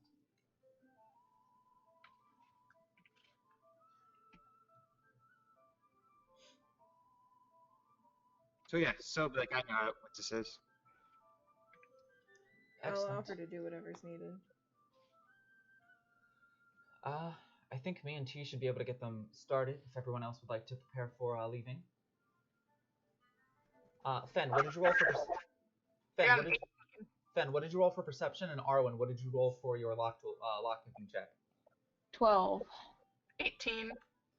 Fen, you take a good look around. You're pretty confident that there's no one really paying attention to you right now. It is starting to get a little late into the night, and you are behind a shack in the middle of the river. Mm-hmm. And Alright, you're, cool. you're not really producing any light, so pretty confident in your ability to be stealthy right now. Arwen, you're able to work the tools in through the lock after about a minute or so. Once again, door kind of swings I didn't open. think that was gonna work. I thought I was gonna have to smash in the window with my pet rock. You're able to kind of like peek your head in, and you see like a large queen size bed with blankets and pillows on it, as well as a dresser, kind of like a vanity setup with a window in there, or a mirror in there rather. Two windows coming out the back of the boat, and like an armoire off to the right side. I've never heard the word armoire in my life. Really? Whack. I think so. All right. I'm glad I could pop that cherry for you. Oh Oh my my. god. None of you have said what it means, so I still don't know what it is. Oh, it's like just like a dresser? dresser with a mirror on top. It's like a wardrobe. Okay. That's odd. Alright. It's like one of those like tables that has like the drawers and usually like a chair and like the mirror. Like a weird little vanity kind of thing. Yeah. I got you. So there's a queen bed with some pillows and a window kind of thing and a creepy vanity and a mirror. Sure, okay. Can I rip the sheets off of the bed to see if anything is underneath? Like dead Nothing. people? What? Nothing. It's an empty bed. Nothing? Oh, damn. Okay. What's up with the mirror? Are there anything in the drawers? You open it up. It's unlocked. Everything is empty. It appears as though it is ready for travel. Though obviously there are, not necessarily that it comes with supplies. It appears to just be ready to be filled by whatever customers happen to pay for the boat. Alright. I'll hop out and I'll be like, guys, there's some food and also nothing else. I think it's good. Alrighty then. What is everybody else doing? Just getting ready to sail? Yep. Colette would Also, I kind of, claim the bed. also Arwen claims the bed. Colette would kind of gesture for you to join her up near the wheel. I'll follow skeptically, mostly because I've been on a boat twice, going to the Warlock's Crypt and coming from the Warlock's Crypt. She'll kind of, change of scenery for Pat. She'll gesture towards one of the devices and just kind of like walk over towards you and just like, alright, these are simple enough, but here. And she'll kind of take your hands and sort of place them together like this, and then kind of place them on top of a small stone that's sort of sitting at the front of the device, and just kind of place her hand over top of yours and just goes, you have different arcane abilities that channel themselves through your Ganassi heritage, correct? Yeah, just when I give the word, channel those through this. Okay. Alright. She'll kind of walk over towards the other one and kind of put her hands down the same and kind of turn back towards Syl. Hey, Captain. Yes, first mate. We are ready to initiate thrusters as soon as you give the word, and we can go anchors away. We'll check the deck to see if like everyone is Used there. my leg. Sorry, what? He would check to see if everyone's on the deck. Everyone is on the boat by this point, right? Yep. He will start like giving snap orders and like let's sail. As he like points out like hi, like you do this, Ben does that, Cat, Arwen does this, so forth. Alright. What jobs is everyone taking up? I'm gonna press to digitize the sails with a little bit of wind so I don't have to do anything else. That's actually really helpful. Alright, so Fen is taking care of the sails, so is the captain. Colette's the first mate. What is anybody else having their job be? I don't know boats, so I don't know what other jobs there are. Kai wanna Dark be the vision? lookout? What? What? Does Kai wanna be the lookout? Like a scout? Sure. There is kind of like a small up the main mast. There is like a ladder, Yes. like a rung ladder attached to it, and about 20 feet up at the very top there is like a small crow's nest. Yes, that's my job. I'm calling Alright, that. so Kai is I'll Kai climb is up like a lookout. squirrel. I guess Fen would be taking the role of the bosun. It's my Typically boat, there huh? is either a let's say, I mean, still you would know like all the positions on a boat just from your dad's heritage. You would know that there's sometimes a carpenter. You don't really have any cannons, so you don't really need a powder monkey. A cook. I'll just be whatever is needed. I was gonna say Arwen's probably. She's just gonna run around and do whatever. Arwen's gonna be deckhand. Pretty So much, the just two of them are swabbing, deckhands. Fair enough. So you guys manage to kicking get the tall anchors up. pigeons off the deck. As soon as that she sees the anchors up, she'll kind of give a nod towards you, Syl, and look over towards you, and just like, all right, now. I'll do it. All right, you both kind of channel your arcane energy through the stones, and you see the stone light up, and Colette kind of brings your hand back as the stone kind of like lifts up about 2 inches out of the socket that it was in, glowing, and just kind of begins to like whirl and spin rapidly. As the rest of it kind of like different pieces kind of light up, and you can hear kind of like a low whistling sound as wind begins to channel its way through the device, and then down through the tubes and begins to like blow at the water. Oh wow, I'm actually doing it! Yeah. Fendi thinks his cantrip is working. The same thing happens towards yours, and you guys begin to move away from the from Scion's seaside shack, upstream. At this point, it is pretty late in the night, so some people can go to sleep. If anyone would like to stay up and take watch, they can. Well, I imagine I'm up there. People sailing. need helping. I forgot to turn my mic off, but that's okay. I want to hang out with Riv and check out all the stars and shit. Am I needed to like continually give magic to the device?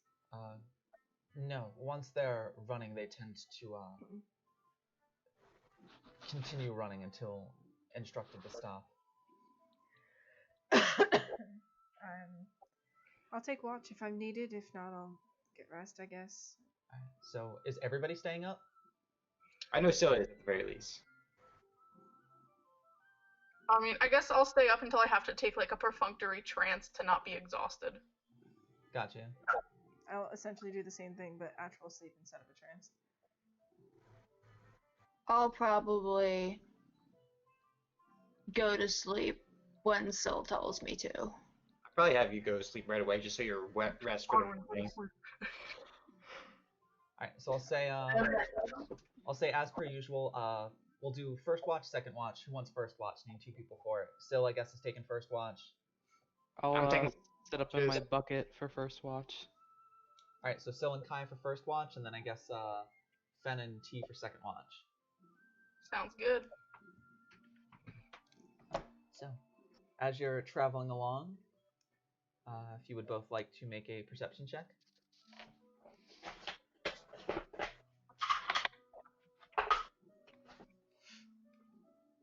$13. 17. Sorry, that was one more time. 17. 13. Cool. First part of the night kind of passes pretty quietly. You only really hear the rocking of the water as the boat is making its way along. Like I said, the boat's about 10 feet wide, about 30 feet long. At this point, the river's probably about 110 feet wide, so you have probably about a good 45 feet of water on either side of the boat to reach the shore. So you do got some space here. And you kind of watch as the lights of the town of Cinderbrush kind of get fainter and fainter until they kind of blink out of existence as you kind of round a light bend. At this point, Syl would send his sending messages He would send one to Rax, which is night one. He gets drunk, almost starts a bar fight with Farwin. So we were taking boats in the morning, not anymore.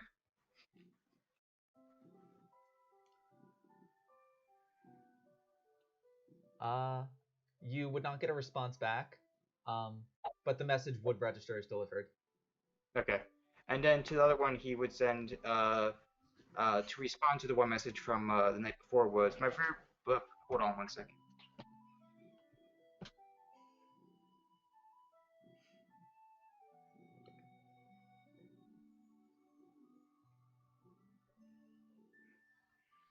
Family was going for the garage.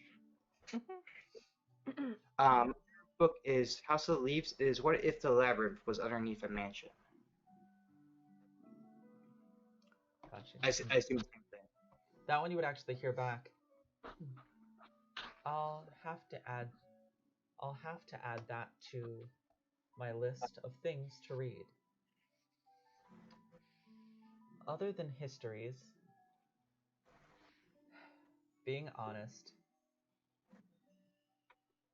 I'm a sucker for super trashy romance novels, and that's what you get back from Nyx. Somehow my message to Nyx got transferred to Liz. I was gonna say, was that just Liz talking? Sorry, wait, I need to just refresh my lipstick real quick. It's around here somewhere. Oh, great, thanks. Just thank you. You missed a spot. Oh, sorry.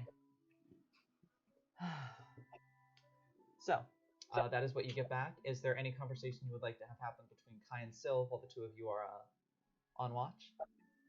Yes. Oh, sorry. I was gonna say, after we kind of look around for a little bit, I'll come down from the crow's nest, I believe you called it. Mm-hmm. All right, go ahead, Pat. Sorry. So, I was not wrong that I did not understand why our comrades had to lie to us about what we were doing. Oh, you mean when, what Arwen said? Yeah, like I don't understand why he had to lie to us what we were going to do. Sylvanus, I don't believe Arwen meant any harm by it. I think it was more of a joke than anything. Was it? I just worry that if we're not on the same page about things, that something might happen while we do this rescue. I don't think Arwen has ever given us any reason to not trust them. I know, but I'm just worried with tense emotions right now. Hmm. What could have happened? Right. I mean, and don't repeat this to anyone, but I am a little worried about T. Yeah, I see that smile. I see you. I was. So, did any of them tell you what happened? No, she hasn't really said much about it. Just that somebody was taken and we have to go get them back. Bye, Pat. Give no warning. So, what happened was that we went to go take out Guild hideout for information, correct? And I'm sure you're familiar with the silence spell. Could you repeat that? Sorry. I'm sure you're familiar with the silence spell.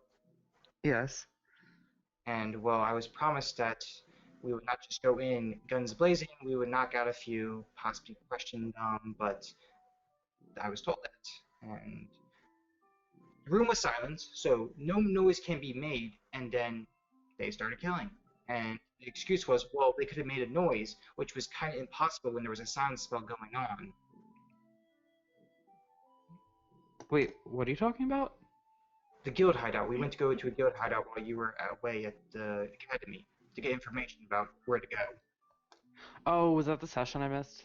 Yeah. Yes. Okay. All right, cool. Because I was like, what's happening? That's why I said, did anyone tell you? Okay. I see. The worst part was none of them really showed remorse until I brought it up, and am I the one that's in the wrong here? Am I just too naive about what goes on? I'm sorry. I'm still a little bit confused. What? So we went, like I said, we went to a guild hideout to get information, Right. and we were going to go in silently, gather information, and go. We came across a room where there was a few sleeping people, and I was told, room would be silenced, they'd be knocked out, we'd continue on our way, and they decided to kill them in their sleep. And then claimed that they could have made a noise when there was not able to make a noise. The whole room was silenced, the whole hallway was silenced. Oh. And then they didn't show any remorse until I brought it up. Mm.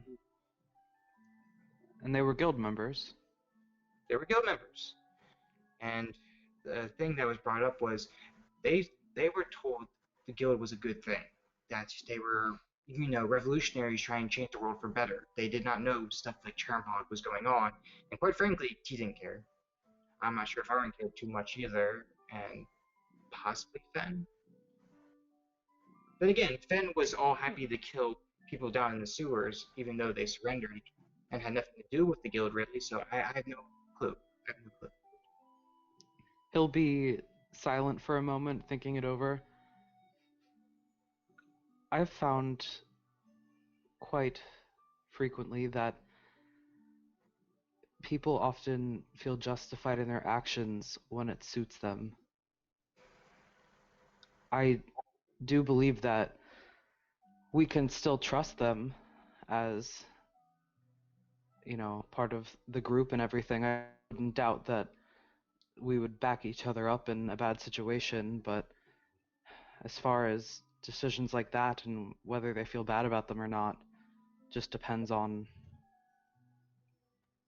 whatever the motives are of that person and the morals of that person, and I'm not sure there's much we can change about that. But I just, at the very least, don't want to be lied to.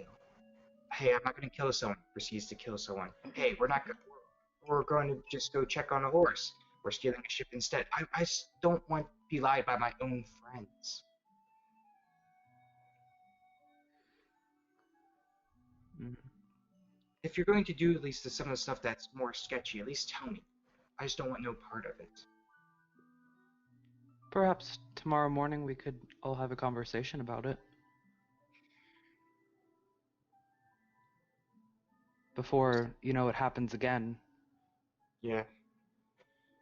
I just was waiting for a chance to talk, but with the whole ball going on, we were all quite busy. It has been a very hectic couple of weeks. I have to say I'm getting into more and more trouble with you people than I was on my own, but I Hey, can't say I don't mind the company either. the biggest trouble you have put yourself into was, may I add, I felt fear for you when the Grand Duke glared at Oh, shaking my boots, it took all my strength not to leave them in there, Sylvanus. you. I But was afraid for you. In all seriousness, I thought he was going to stomp down those stairs, grab his hammer, and then bash your head in. I feared more for my life in that moment than I did in any battle we've been in so far. But, you know, uh, uh, I guess I'll just have to try to avoid him as long as I can. Oh, that reminds me. What did you think of the match? The match. Yes, the finals. Did you thought I did decently enough? I don't think I was watching the match. You weren't. I wasn't. Well, we would know who won and lost, right? Oh yeah. Well, I heard you did your best. You heard?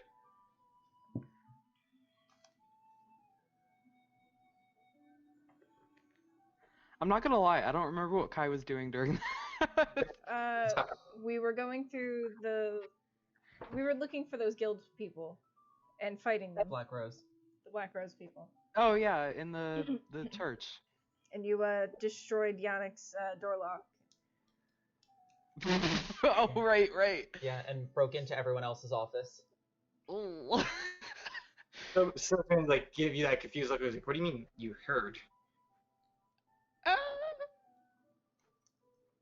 Um, I didn't quite make it to the match. Oh, I'm sorry, but I heard you did well. We were given the task of searching the grounds for questionable people, so that's what I was doing during that. wait, what? Oh, you didn't know about that. No, no, no, Well, in the theme of not lying to you, um, yes, Colette gave us the responsibility of looking around the grounds. Apparently they spotted a few of who they thought were guild members walking around, so Black Rose. Black Rose members. Different group. Sorry. All good. So she wanted us to check it out for a while, and we did find them, and it seems it was a diversion. So we're not exactly sure what they were diverting our attention away from. why didn't she tell me, or why? I had assumed that you two were close and that she would have told you. Oh wow, ooh, that sounded like a diss, I'm sorry. You can see like Cell goes like speak and then stop. I didn't mean that in a rude way. I didn't know that you didn't know. Perhaps she didn't want to distract you from the match. I could have possibly assisted with the. I assume that you guys didn't tell me because you thought I was in the know as well. Right. How much am I not being told? I don't think there's much. And if there is, then it's something that I don't know about either.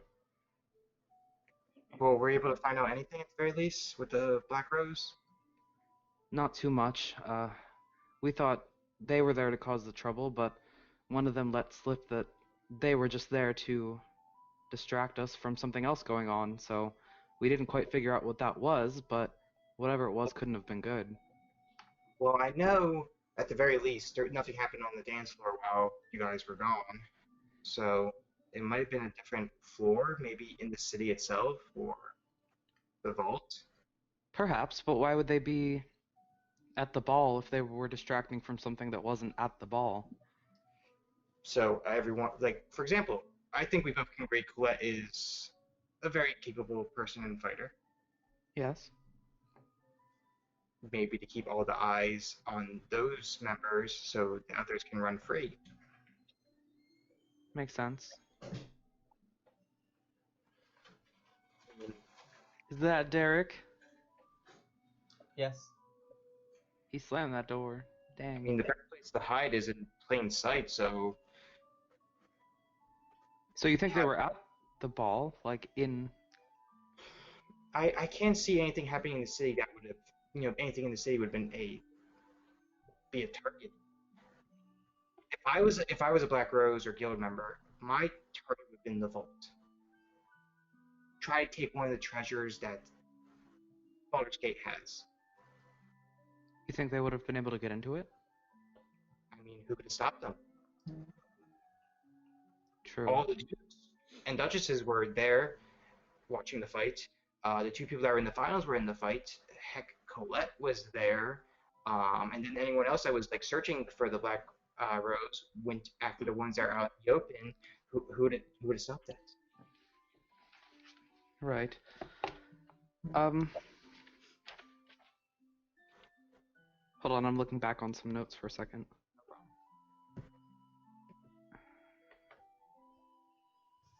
Welcome back.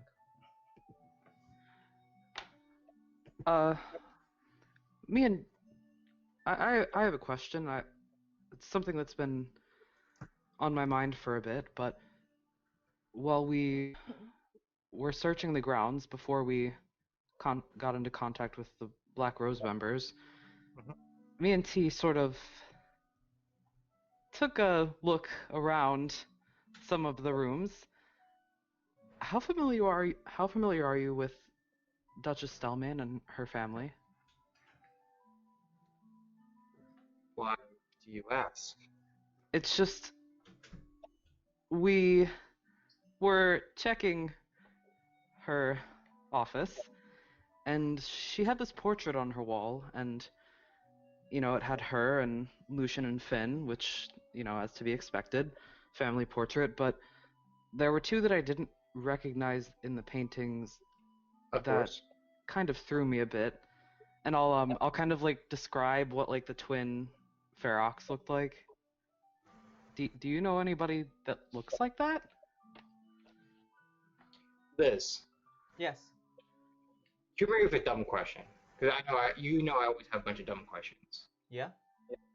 Did the one sibling of the sibling of the one guild leader, does that look any somewhat if they were older?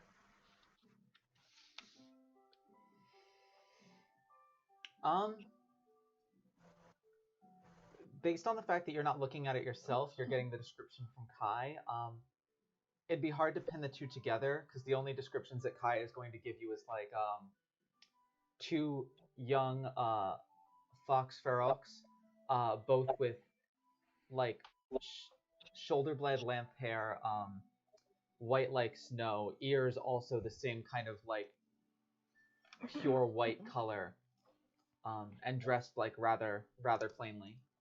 But would those features match up? I mean, both them and the ferox that you pulled out of the guild were both fox ferox. Um, that said, the fox ferox from the guild had kind of like dirtyish, sort of in between red and brown hair, um, and like bright green eyes, and the same kind of color, like brown kind of ears that kind of pointed back. Whereas these figures had like almost like colorless kind of silver eyes and white hair and white ears. So they're both the same race, but like the color of the hair and the eyes don't match up. So Yes. after he like describes them in the painting, he'll go on. I'm not sure why it bothers me. It's just they're very unique and peculiar looking, and I swear I would have noticed a set of people that looked like that, and it's just something bothers me about it, and I'm not sure why. No, that is definitely concerning. I mean, God, me and you are not strangers to gossip. Oh, of course not. One of my favorite things. But have you ever heard of the Duchess having two fox frogs? No, and I would assume they were important enough to be in a painting. Indeed. I think one of three things. As we both know how, for example, tieflings, we know how tieflings are treated. We know how our mouse rocks companions are treated. We know how our drug companions are treated. So forth and so forth. We know how these races are treated. You No, I think? couldn't imagine how tieflings are treated. Could you just humor me, please? Of course, Sylvanus. But unless it was family, or perhaps I hate to use the word, experiment, I can't see just two servants or friends of the family being in a picture like that. Neither can I. I think that's why it bothers me. And also the question is, does Cat know?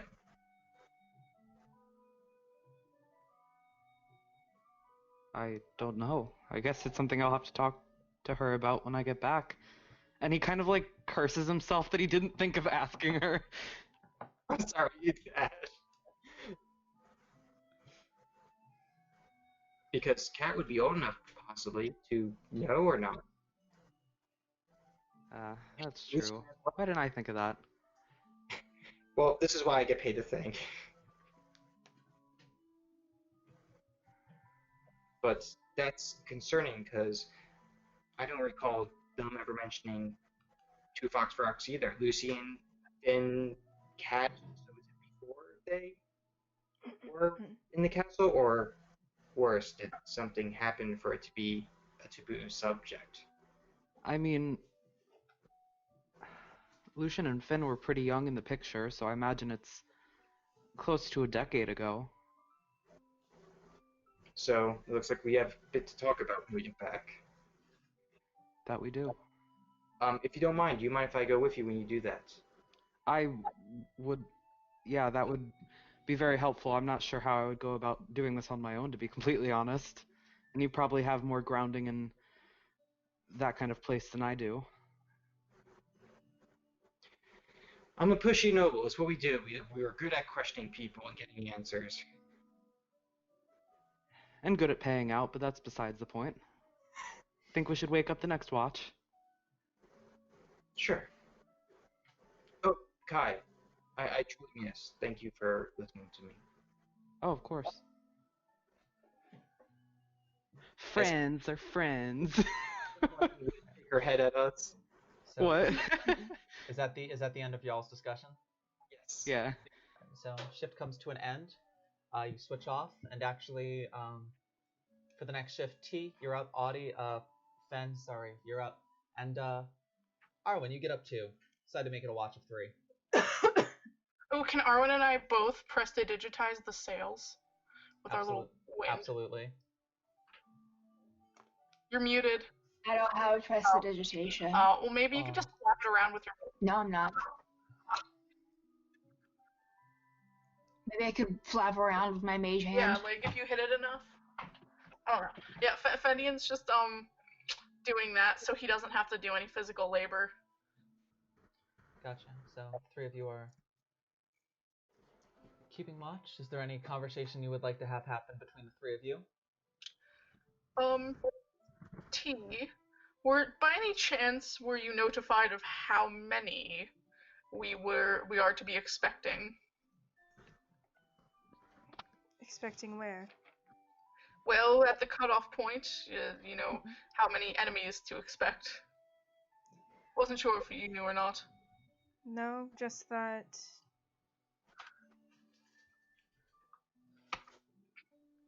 they found her just outside of the city and took her, multiple figures, and I haven't heard back since. Actually, with that, we'll be just about ticking off into midnight now. And so you would hear through your sending stone, just like a kind of like quiet voice come through and just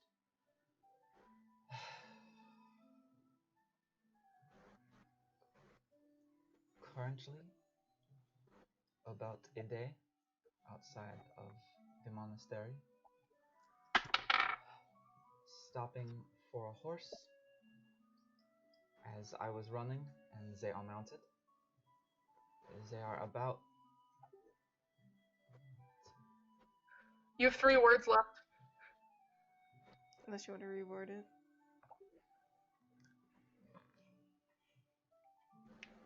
I wasn't counting. Currently about a day outside the monastery, stopping for a horse as they are mounted and I was running. So 5 words left. Make it 10.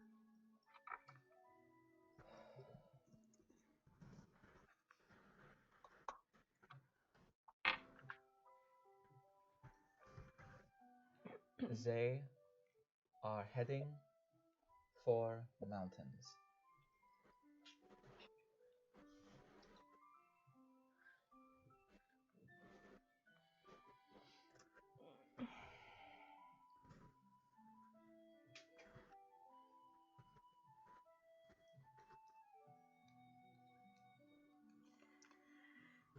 What's the name of the river we're on? The river Shaunfar.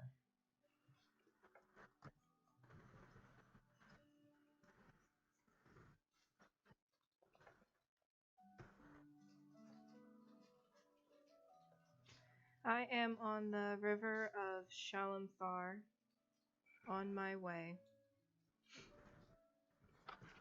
10 days by boat, right? About 2 weeks.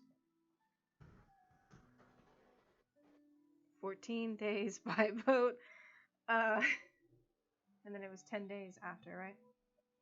About a week. It's about a week. 7 or week after that, 2 mountains. Keep me updated. The word fortnight would have been way less. T's not that smart. Don't get captured either.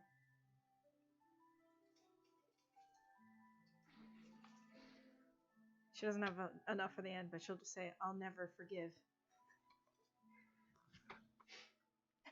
Oh! So, Fen and Arwen, you hear that message you hear T saying that at least into the bracelet.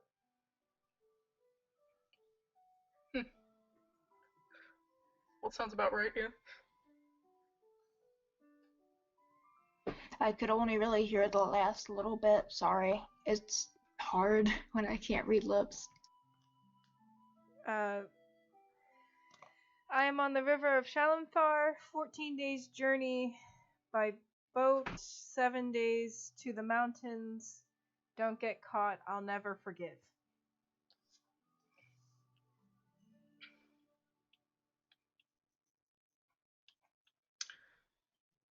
So, is Riv up here with us? Riv? Yeah. Yes. I didn't know if she like woke up to follow Arwen. Absolutely. I'm going to try to mentally speak to her, even though I don't actually know how. She's just gonna see me staring intently at her. You feel the consciousness connect to yours. Riv, when we get back to the city, lots of bacon, yes? Friends. Bacon. The only thing I give her is bacon because I want to make her fat. Why? Because it'll be cute.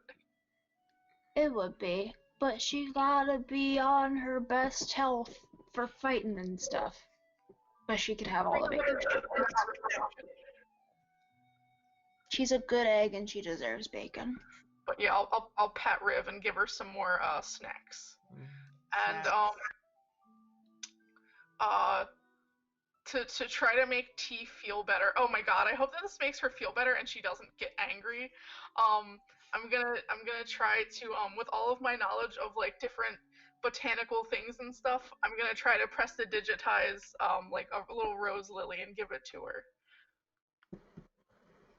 You prestidigitize like a kind of like a sparkling ethereal rose lily. So how attached to your character are you, Adi? Oh no! I'm scared. I'm just trying to make Hands her it feel to you. better. Fan wolf acrobatics. Like an actual rose lily? It is not like a real rose lily, but it is like a glittering, ethereal, like iridescent copy of like a rose lily. Like stem up into flowers, colors and all. She'll take a very slow and shaky breath and just sort of like smile softly and nod. Oh, thank God, I thought you were gonna kill me. No, he doesn't actually say that, but he's just like, it's the little things, you know? And everything will be okay, I can tell. We've certainly gotten through a lot of shit together already, haven't we? That's the thing. Nothing's going to be okay.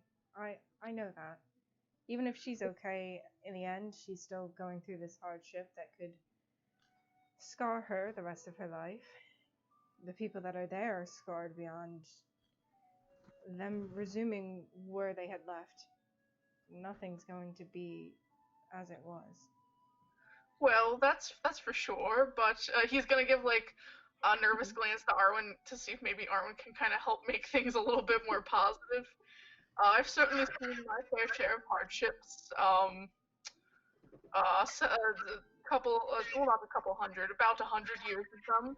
And you know, it takes a long time, and I'm still working on, let's just say, the healing process, but every day gets a little bit easier, and if you have people to support you along the way, which it sounds like your group, he's using the word group because he doesn't want to say family in case she doesn't like that word. You know, if you all support each other, you can make it through this, and although it's sort of a sucky way to get stronger, I think they'll find themselves stronger after this experience. I'll just kind of saunter up a little bit. Kind of like hang my arms over the edge of the boat. I'll be like, you know, it's cool we got on the boat now, because the faster we launch ourselves forward, the sooner you can stop being upset about 45 years ago. See, there you go. It was a little bit longer than 45 years, but I appreciate the energy. I am dying for this to be over. You're going to what? Sorry, I I'm tried. dying for this to be over. Well, oh, sorry, go ahead. I don't think I can take much more of this. Literally, the only things I've ever cared about, ever allowed myself to care about, are now in jeopardy. And I can't keep doing it. Cool. So we started the process of getting it over with. That means you don't have much longer to go. I'm proud of you. Keep going. Keep it up. We're almost there. It's encouragement, but it's like weird, you know? It's still there. He's trying. Require them to make sure that everything works out in your favor, and just don't think that you have to do this alone. God. I wonder if it'd be better if I was alone. At least then I won't have to blame myself when one of you ends up dead. Well, we made this choice ourselves, so it's nobody's fault but our own if we die.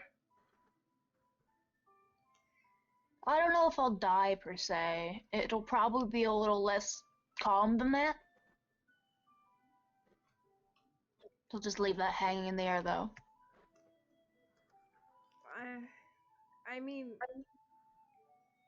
regardless of if you've come along on your free wills or not, if you die, it's because I invited you or because of my loved ones. The only one perhaps not would be Fen, as your two compatriots are also with mine.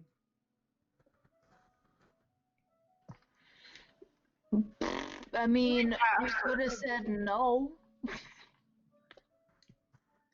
You could have died when you came to the Warlock's Crypt, but you still came. We all know the risk that we're taking by doing these things, but clearly, he kind of like gestures to the general area around them. We're all willing to do it. Yeah, we freaking found ourselves in the middle of Dragon Bumfuck Alley. Like, you came with us, we're gonna come with you. It's a foreign concept, but this is what friends do. Oh, I didn't think I would have so many friends when I started this. I only had one, but now I have lots of them, so that's pretty cool. I've gotten more outside time in these past couple months than I have in the past 60 years. I've been outside most of my 28 years of life, but I can say that I've only had maybe 2.5 friends for most of my life, so it is odd calling people friend. Fendian's gonna cry and pull everybody in for a hug. Let's just all find out. I'll make appropriate, like, gagging noises. Everyone kind of feels like a nudging at their hips as Riv tries to like wiggle her head in there, and all of your minds you just hear again, friends. Arwen feels his shoulder get wet as Fendian's tears and snot are using it as a handkerchief. You owe me a, soap to get your grossness off of my person. I love that opportunity to slink down out of the hug and scratch under Riv's chin and just mumble, Rosalie would love you. Absolutely everyone is getting big hugs. Rosalie friends? Maybe. Rosalie friends. Oh, that's so cute. And that's all I'm gonna do. I just want a nice little heartfelt moment.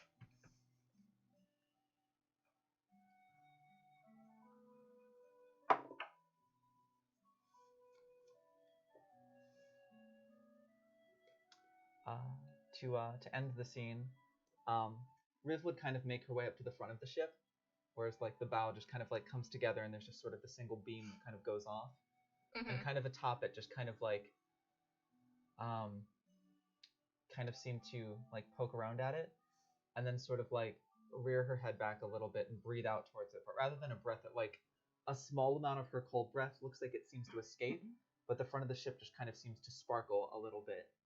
And then as she stops exhaling, there's like a small glowing spot at the very front of the ship that just kind of like pulses and then fades. And there's nothing really there at the moment.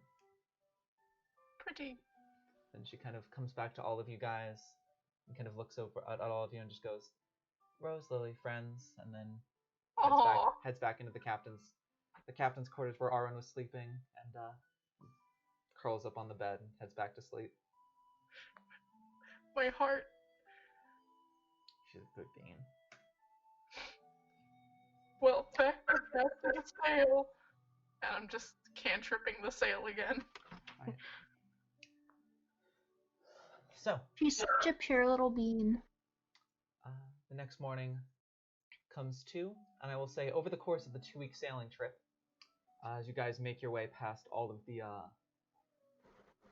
couple of towns that you make your way through, what is, if everyone can just like briefly describe all of the things, or just one thing that you are doing to help the trip go smoothly. Sailing. I'm driving the ship. All right, Arwen. One thing that we're what to help? One thing that you are doing over the course of the next 2 weeks to help the trip go smoothly. Oh, cool. I kind of really want to use the Cloak of the Manta Ray. And am I able to swim slightly faster than the boat goes? Yes. I want to be able to like scope out and see if there's stuff coming our way to hit us. Gotcha. So Arwen's scouting with the Cloak of the Manta Ray. Ben, how about you? Will that help? Yes. Let me think. I will. I guess like he's not like super knowledgeable about boats, but like he knows a leak when he sees one. I guess I'll like regularly check to make sure there's no apparent leaks or anything in the hull and below deck. Gotcha. Kai. I guess look out and boats. Man the poop deck. Audie! Sorry.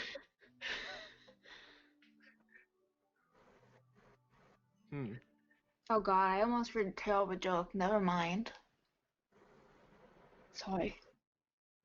Alright, and T, what are you doing? Keeping the motors going and whatever else is needed. Alright. Everybody, please make either a survival or a nature check for me. Ooh, I'm good at survival checks.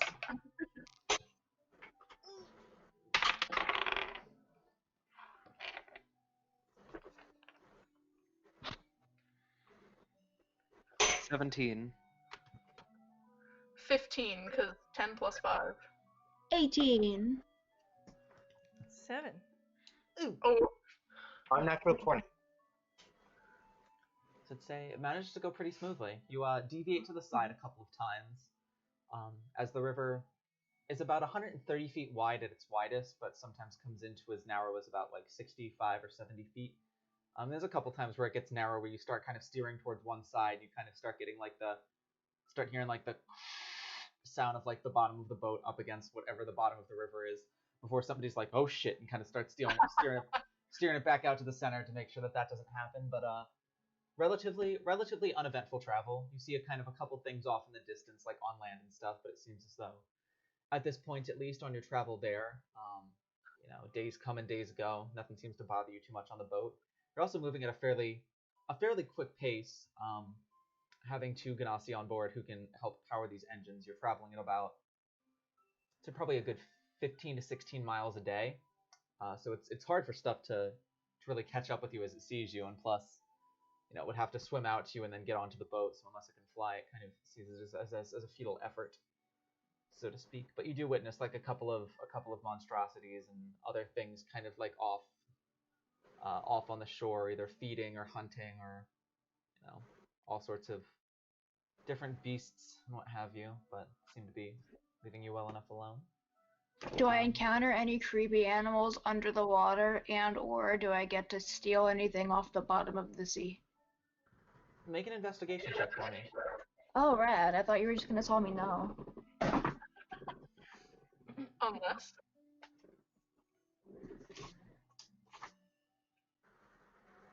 15. So, a lot of fish. A lot of fish.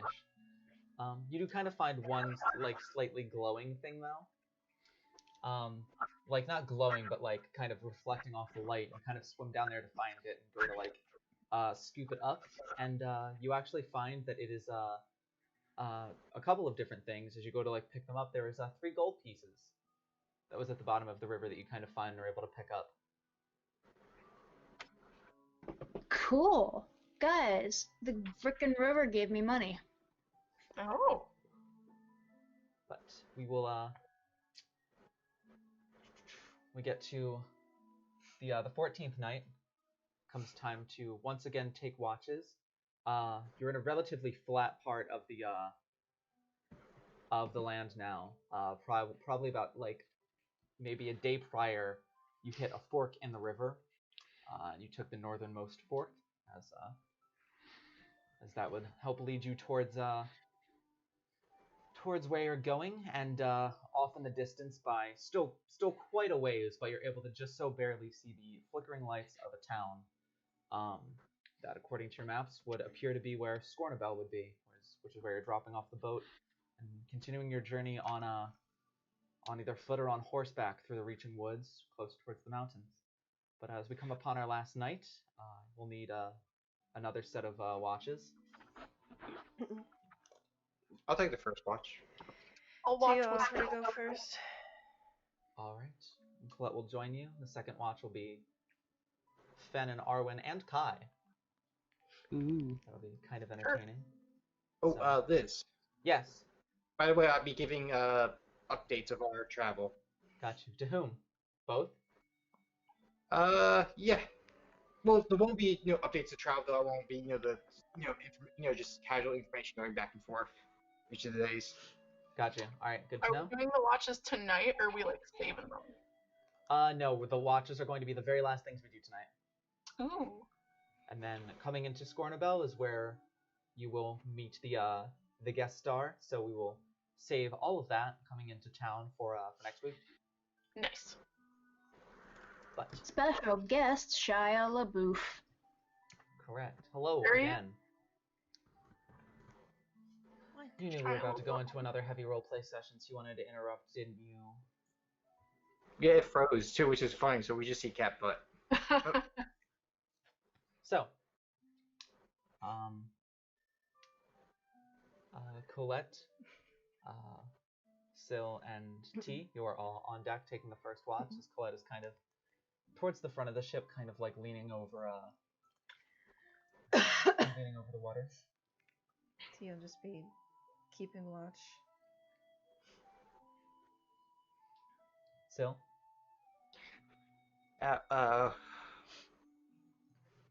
One point I would say during the watch he would speak up.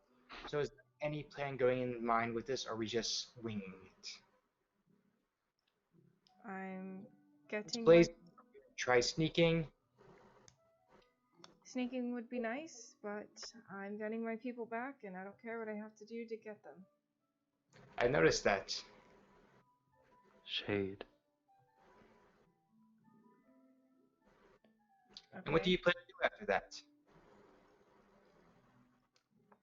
I think Chernobog should have to pay for what he's done. And after that? Hopefully be able to go back home. Is that what you're going to do? Just go back home after all this is done? After it's safe again. After it's safe again. So until what end? The guild is destroyed, Blackthorn's dealt with, all monsters are erased from existence. What is your definition of safe again? Until the guild is out of my village, which my understanding is it's run by Chernobog, at least the ones that are meddling in my home. I thought you said your home was not a place to get into. It wasn't, but they have captured many of my village from outside. And we have ways of getting back in if we are outside, and they had them and snuck their way in, and are apparently just waiting outside for anyone that leaves my village now. So after you find your family, are you keeping them in Baldur's Gate? I only left my home to find Gruff. If I And find him and my home is safe, I want to go home. so that's what I want to know. So after you find them, you're going straight back to the mountains? If we manage to resolve everything then and there, yeah. But Chernobog's not even going to be there. That's what I want to know. Where is your family going to stay? Well, if what happened the night at the ball is any indicator, I can't let them out of my sight. So Baldur's Gate, and if let's say we have to go on another 3-week mission, they're going to stay at Baldur's Gate? Or are they coming with us? At what point do they leave your site or stay in your site? If I can find someone that I actually think can take care of them, then perhaps I'll let them out of my sight. But, Like your monk friend? well, I was obviously wrong in trusting her. What do you mean? For starters, I entrusted my most valued thing in my life to her, and she left it with someone else, came to Baldur's Gate, and continued to pawn it off on other people. So maybe I was naive in thinking that she understood how important she was to me. But what about the one that you left behind? How important you are to them? You broke up what? Could you repeat that? I didn't hear what you said. You broke up.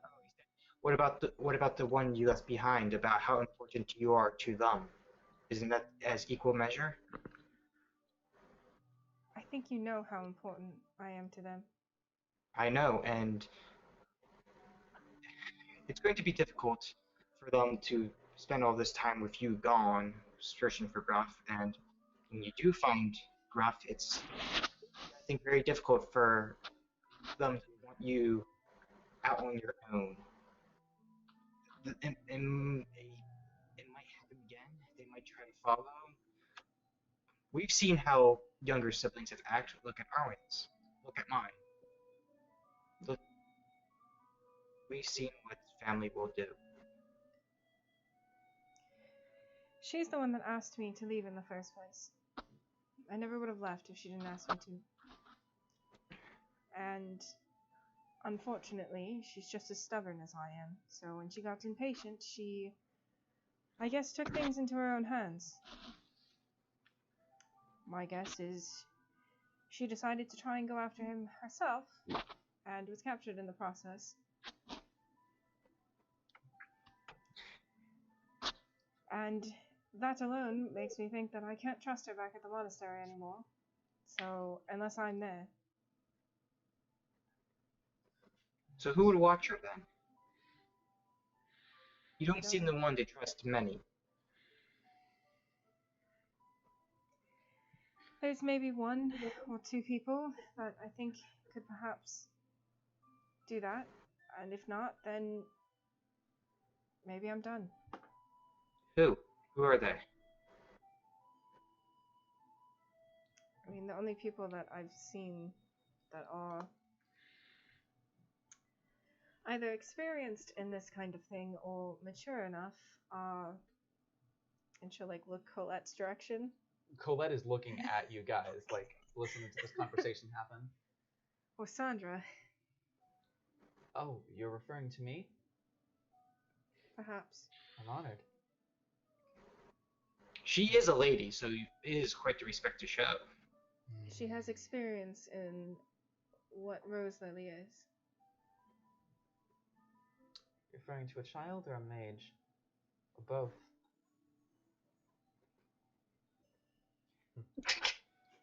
The shrug. Just answer yes. Unless. Also, you call me a lady again, and I will ensure that you are swimming the rest of the way there. Come now, I heard worse threats from AA. Still, though, I am, no lady. Not anymore.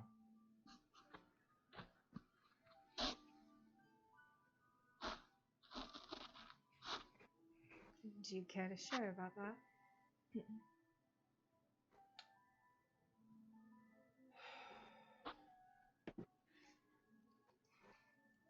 It is,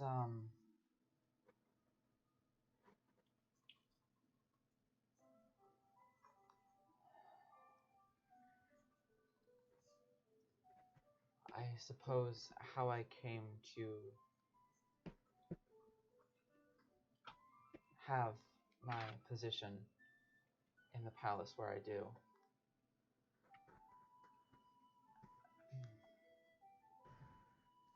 I was about 10, Gab about 5 when we lost our parents. And when we decided to come to Baldur's Gate, as we were not always from there, I made my friends. I met the twins. I became fast friends with Lucian and then Finn. Because of that, obviously Finn and my sister hit it off. I met and became friends with Kat because that was only about a year or two before Kat was Kat. And when she made her choices and decided to come down to Dusttown with us, we were able to help each other out. She actually lived with us for a number of years, which was entertaining in its own right.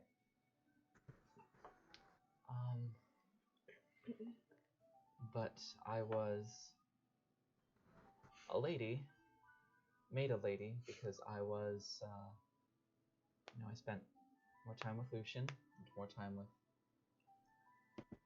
the nobles of Baldur's Gate. That was when I began, dyeing my hair to try and fit in and do what I can up there. I started, not as an official position, but doing some tutoring on the side, as I was always somewhat skilled with magic.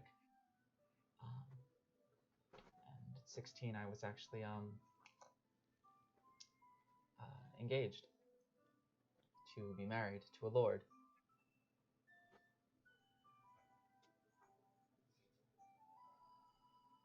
T just kind of makes it like, kind of.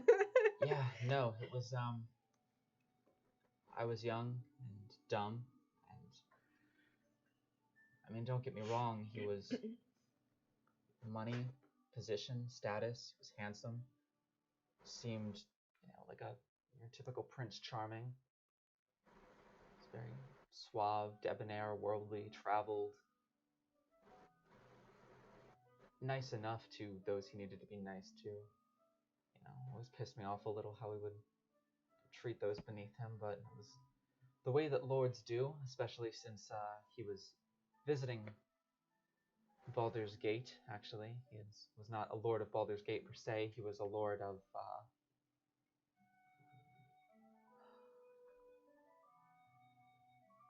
this is the part of the story I knew would eventually come up. He was a lord of Waterdeep.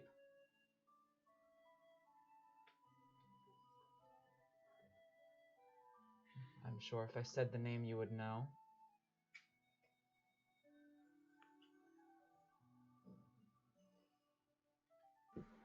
Was the eldest son of Lord Swiftwind, a noble family of Waterdeep.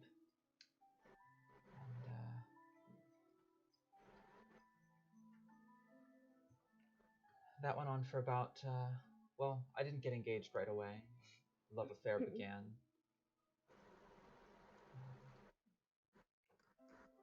And then he, after probably about a year and a half, he suggested that we get engaged, but kind of keep it on the quiet side. You know, I was a commoner and a Ganassi, and he was a lord of the most powerful family in all of Waterdeep. And still, you would know that the Swift Winds in Waterdeep are probably, they are split between shipping and mining, and are probably one of the only families in Waterdeep with like more collected power than yours. There was always kind of like a rivalry between their house and your house, because they had a shipping business that was as big, that like competed with yours, but also had like a mining business that was like just as big, and so they kind of like had kind of like like a conglomerate in sort of two different pots, and kind of helped like were up at the top and controlling both of them. So they were very rich, very wealthy, very powerful.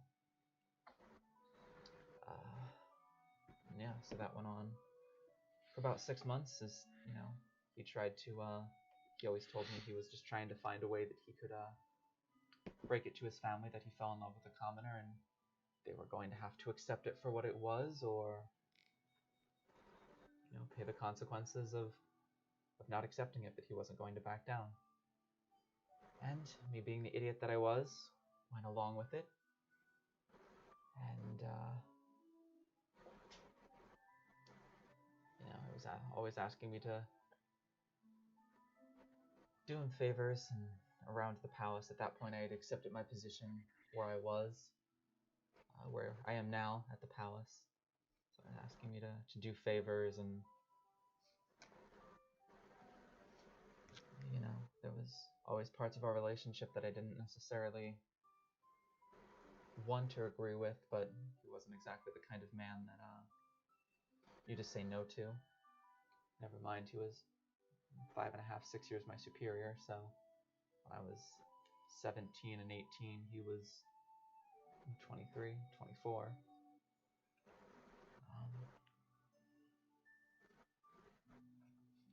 And one day I heard news that he was to head back to Waterdeep, from someone else, of course, and supposed to head back to Waterdeep in a week so that he could fulfill the obligations of his arranged marriage to one of the ladies of Waterdeep, who's already wealthy and noble and self-important in her own right. And, you know, thinking it a mistake or thinking it something that we were going to run from, I confronted him about it, and he laughed in my face and told me that none of the feelings that he ever had for me were real, and that, you know, I was essentially as good a substitute as he could get for a physical thrill. Well, he was here taking care of business for the last 2 years in Baldur's Gate, and he was just using me for that, and using me for whatever help I could give him that he didn't feel like doing himself.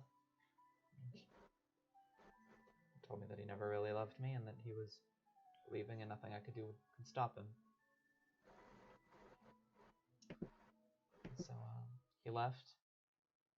I went to Belen and to Lucian to, you know, see if anything could be done in revenge, but even the ring he gave me was fake when he proposed, so it couldn't even be traced back to him, and only cemented the fact that it was all just a game or a con to him, and it was just a plaything. And so there are a few people who still, if I don't interact with much, will refer to me as a lady, but I can assure you that is very much not the case. I am just a commoner not worthy of the title, I suppose, as it should be. But at that point, I was already good enough friends with Duchess Stelmane and with Lucian that I was able to keep my position up in the palace, and everyone sort of recognized my worth, and as long as I didn't call attention as to one of the royal tutors in the palace was, you know, some Ganassi who had just been played and left heartbroken by some playboy noble of Waterdeep, then would be fine. Life could go on as normal. I could continue to provide for my sister. Well, nobles are assholes. No offense, Syl. And titles are overrated.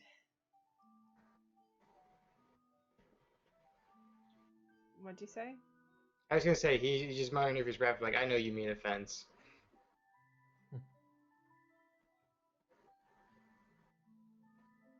It is what it is. I paid the price of being young and stupid. All of us do it one time or another.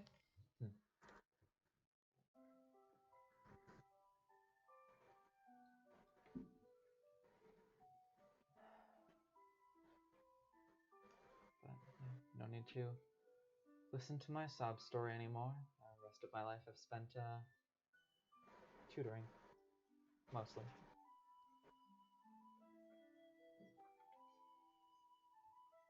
Do you enjoy it? Tutoring? Yeah.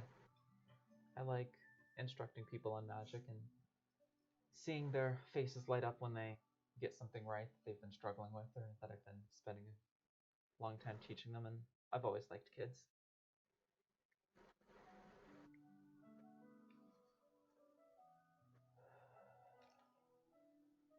Well, don't let our shenanigans fuck up your position. They won't. I don't think so, at least. In order for that to happen, they would need to have someone to replace me, and I can tell you right now that they don't. So, kind of important by default, so to speak. Did they not fill her in everything that happened the night of the ball? Nope. No. About that. Yeah, Did- so, I should probably tell you, we didn't really leave any traces behind. But Kai and I may have gone into 3 of the 4, council members' offices looking for signs of the Black Rose. whose? Possibly breaking a door. All of them except for Yannick's, because Kai broke off his thieves' tools in the lock. I tried to use my static electricity to see if maybe I could get it to come back out, and it didn't. Uh-oh. And we gave up. So you fucked up his doorknob. Yeah. I'll let him know that it was just me and it'll be fine. Tunes back into your tea fucking ratting me out. I can let him know that I just needed to grab something from his office and was just having a bad night. He'll understand. Alright. Thank God it was Yannick of all people. He's not smart enough to ask any further questions. We did see a really weird painting, though. Where? In, Lucian and Finn's mom's office. Duchess Stallman's room. Ah, the portrait you mean. Mm-hmm. It was about 13 years ago, I believe that was done.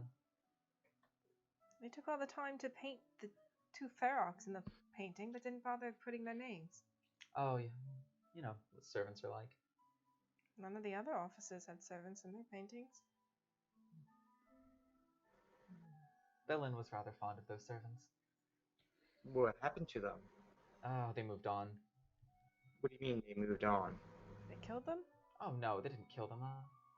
They just, Just lying. I like the insight. Go ahead and roll insight.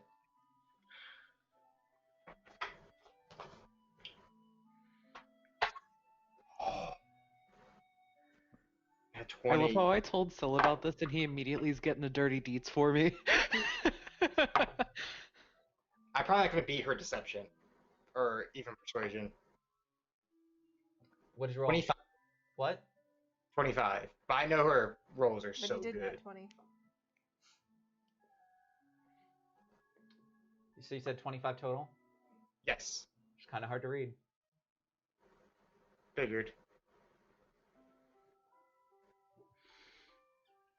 I'll say it's close enough that you're like still slightly suspicious. So what But- do you think if I move on? Can't get a perfect read on it, but they just you know, not everyone wants to spend their entire life being servants, and Bellin, as well as her Lucian and Finn have a certain kindness for people that others might not. They don't necessarily possess the prejudices that others do, so when the two of them expressed interest in going a different route other than being servants, they decided to go along. How did they become servants? How do they become servants? Yes. They're very young in the portrait, from what I was told. Indeed. Servants are often found young. Adopted, purchased, found. Believe she took them on as a favor. A favor? Mm-hmm. Like a favor to them or a favor from someone? Believe a favor from someone. I think their parents were, I forget whether their parents were somewhere in Baldur's Gate or another town close by.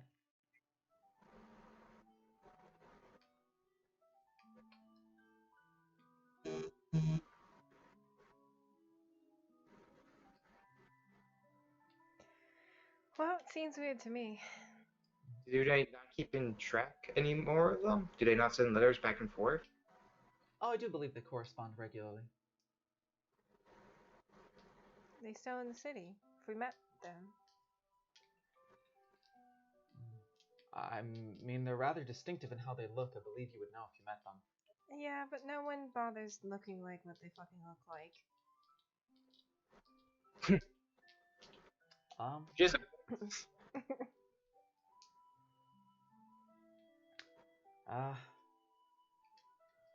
Not sure if they're in the city right now. It's been a while since I've seen those faces.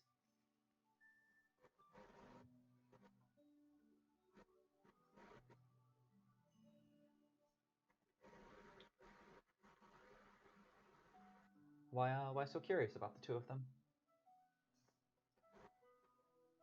I mean, no matter what you say, they have to be fucking something if they're going to be in a noble person's family portrait. I think, honestly, the Stillmains have always been like that. They would just include them just for the sake of including them. I would have to agree. They're not because exactly like... What? I would say I have to agree with T. I've never seen any of the servants in any of my family portraits. You've never met a noble family like the Stillmains, then? They're very unnoble, but in a refreshing sort of way. There's a reason why Lucian remains my best friend to this day, even after all the bullshit that I went through. He was the first person there ready to kick Lord Swiftwind's ass when everything went down. Propriety be damned. But no, I know at least one of their parents still lives, I believe, the servants, that is.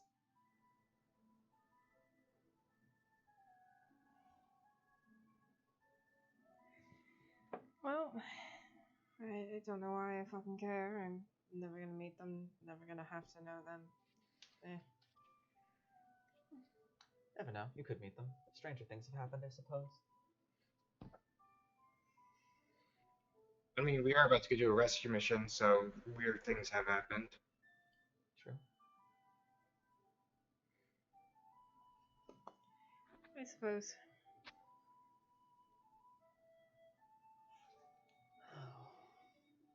Question. Answer? I want both to hear me out about this. Okay. And please give it thought before answering. Like, actually think about it. If we encounter others that are possibly being experienced on, Sorry, you got really quiet again. If we encounter... if we encounter other experiments, what do we do? Do we also try to free them? Do we bring them with us? Do we let them go? I think it depends what level of experimented they're on.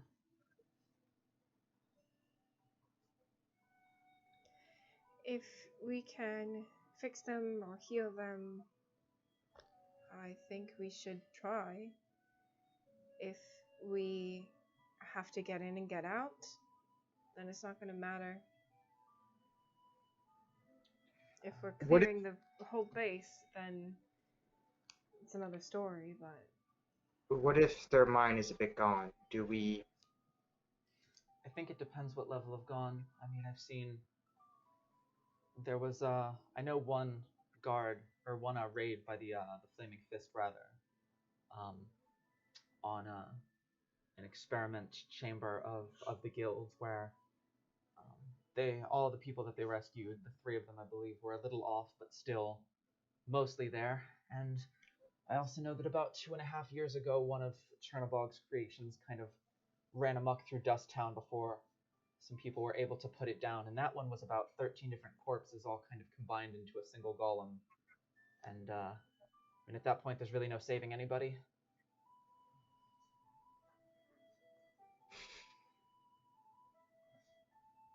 I think that's one you kind of have to see before you make the call.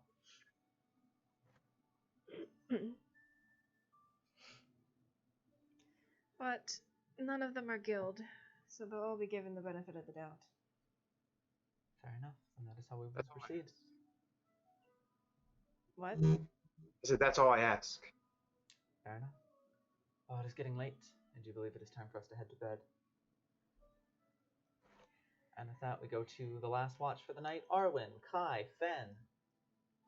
Up on the deck, taking watch. Same thing with Riv.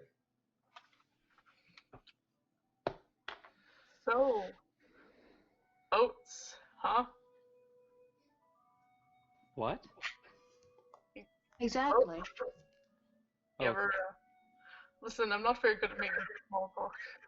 We've got 10 days left. Bruh, none of us have bonded at all, and we've known each other for a full 72 hours. Kai and I braided my horse's hair that one time. And, yeah.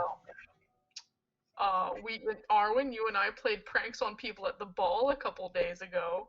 That's So, true. you know, that's, pretty substantial. That's a solid 3 out of 10 on the friendship Richter scale. The friendship Richter scale. 0 out of 10. Oh, wait, Arwen, I've known you like your whole life. What is this coming from? You can come to my bookshop all the time. Well, yeah, but we don't talk. I would silently swipe a book and then leave you a note with another book that I swiped before, and then I'd leave. Yes, Where'd but Liz 19. go? How old are you? 19? She It's had to 19 years leave. of that building up. So I think that counts as one friendship star on its own. So I It's think we been should 10 say- years. I haven't done it since first. Oh yeah, sorry. Me as a person doesn't understand how numbers work sometimes. Wait, Maddie, what did you say?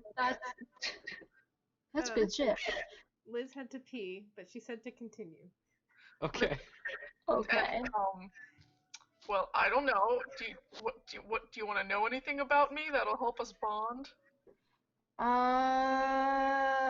Probably. What about Kai?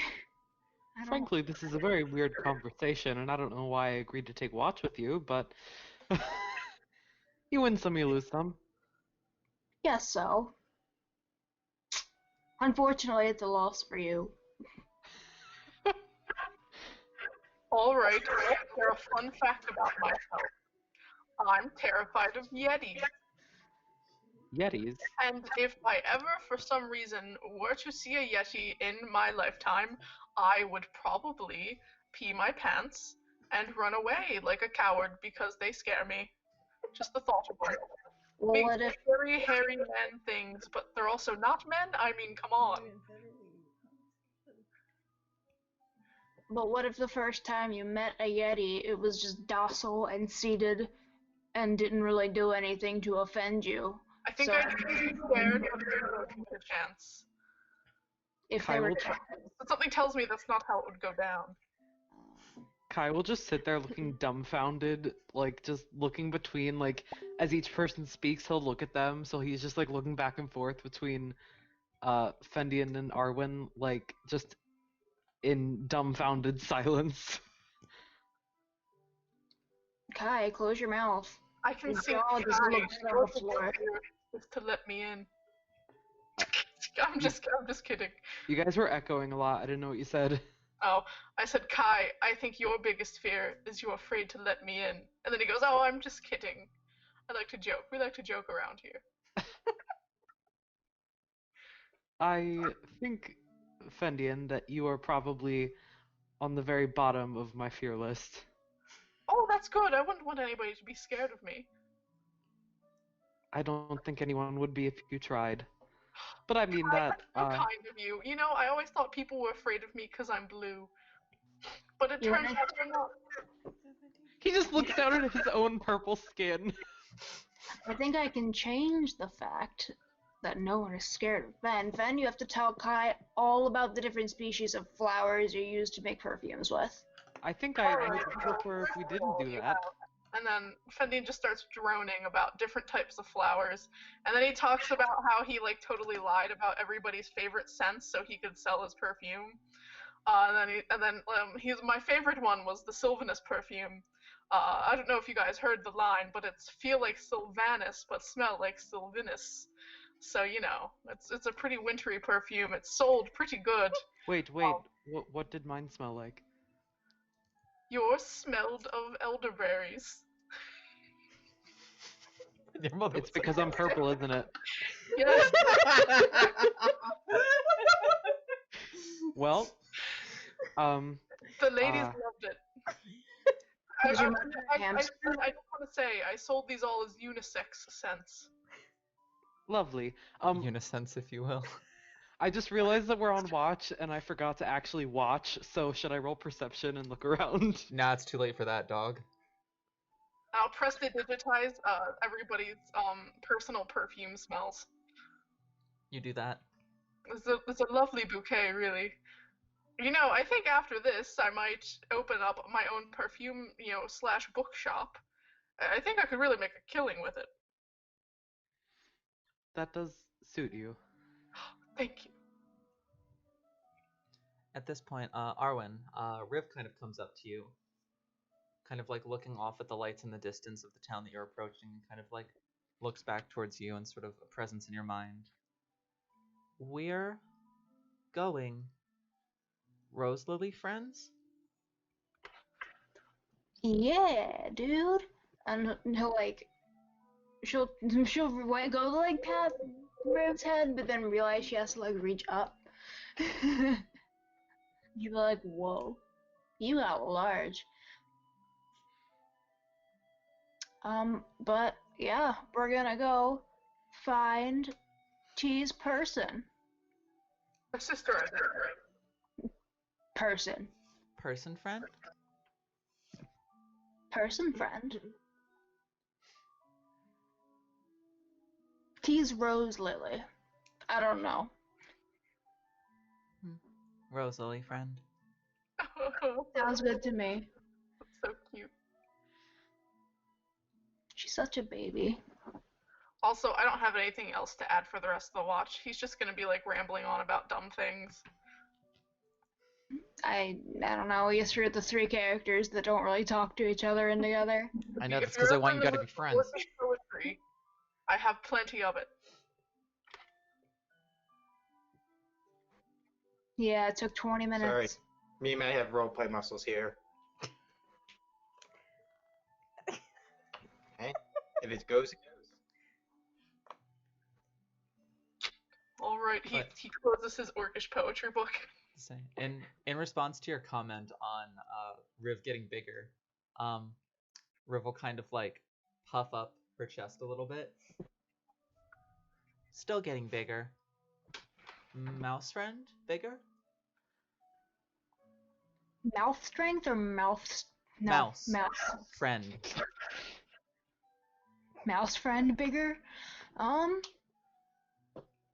He'll just like laugh a little bit and be like, I wish. Done growing? Yeah, probably. Unfortunately. That's okay. Not done growing.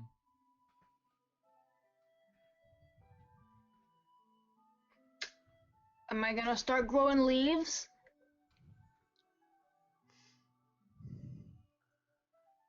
They realize they misspoke. She has an intelligence of 19. Riv, not done growing. Got you. Sorry. No, you're not. You're gonna get big and strong, and everybody's gonna think you're awesome, especially me. You kind of hear like almost like a purring in your head as Riv kind of comes up and just sort of like puts her head like directly into your chest and just, mouse friend. I'm gonna look at Kai and go, why can't we have a friendship like that? Are you gonna bend your head down and put it against Kai's chest? Please do not. I don't want to Okay. disrespect his boundaries. I'm just gonna reach up and pat Fendian's head and then stand up and walk away and go to bed. Woof. Oh. But no, Arwen, you would get like an image in your head of like Riv as she is now, and then like the image of like a like a silvery dragon that is like flying through the air, is probably 40 or 50 feet long from like head to tail, with probably about like 110, 120 foot wingspan. Whoa. Is this the future? No, Papa. Oh, wow. That's super cool. We need to reunite them. Mm-hmm. Another one. You get a second image in your head of a bigger, probably 80-foot long, like sapphire blue dragon with maybe like 150-foot wingspan. Absolutely massive. Looks like it could weigh maybe like a couple thousand pounds. Like in the category of just ancient dragons, just like a huge-looking thing,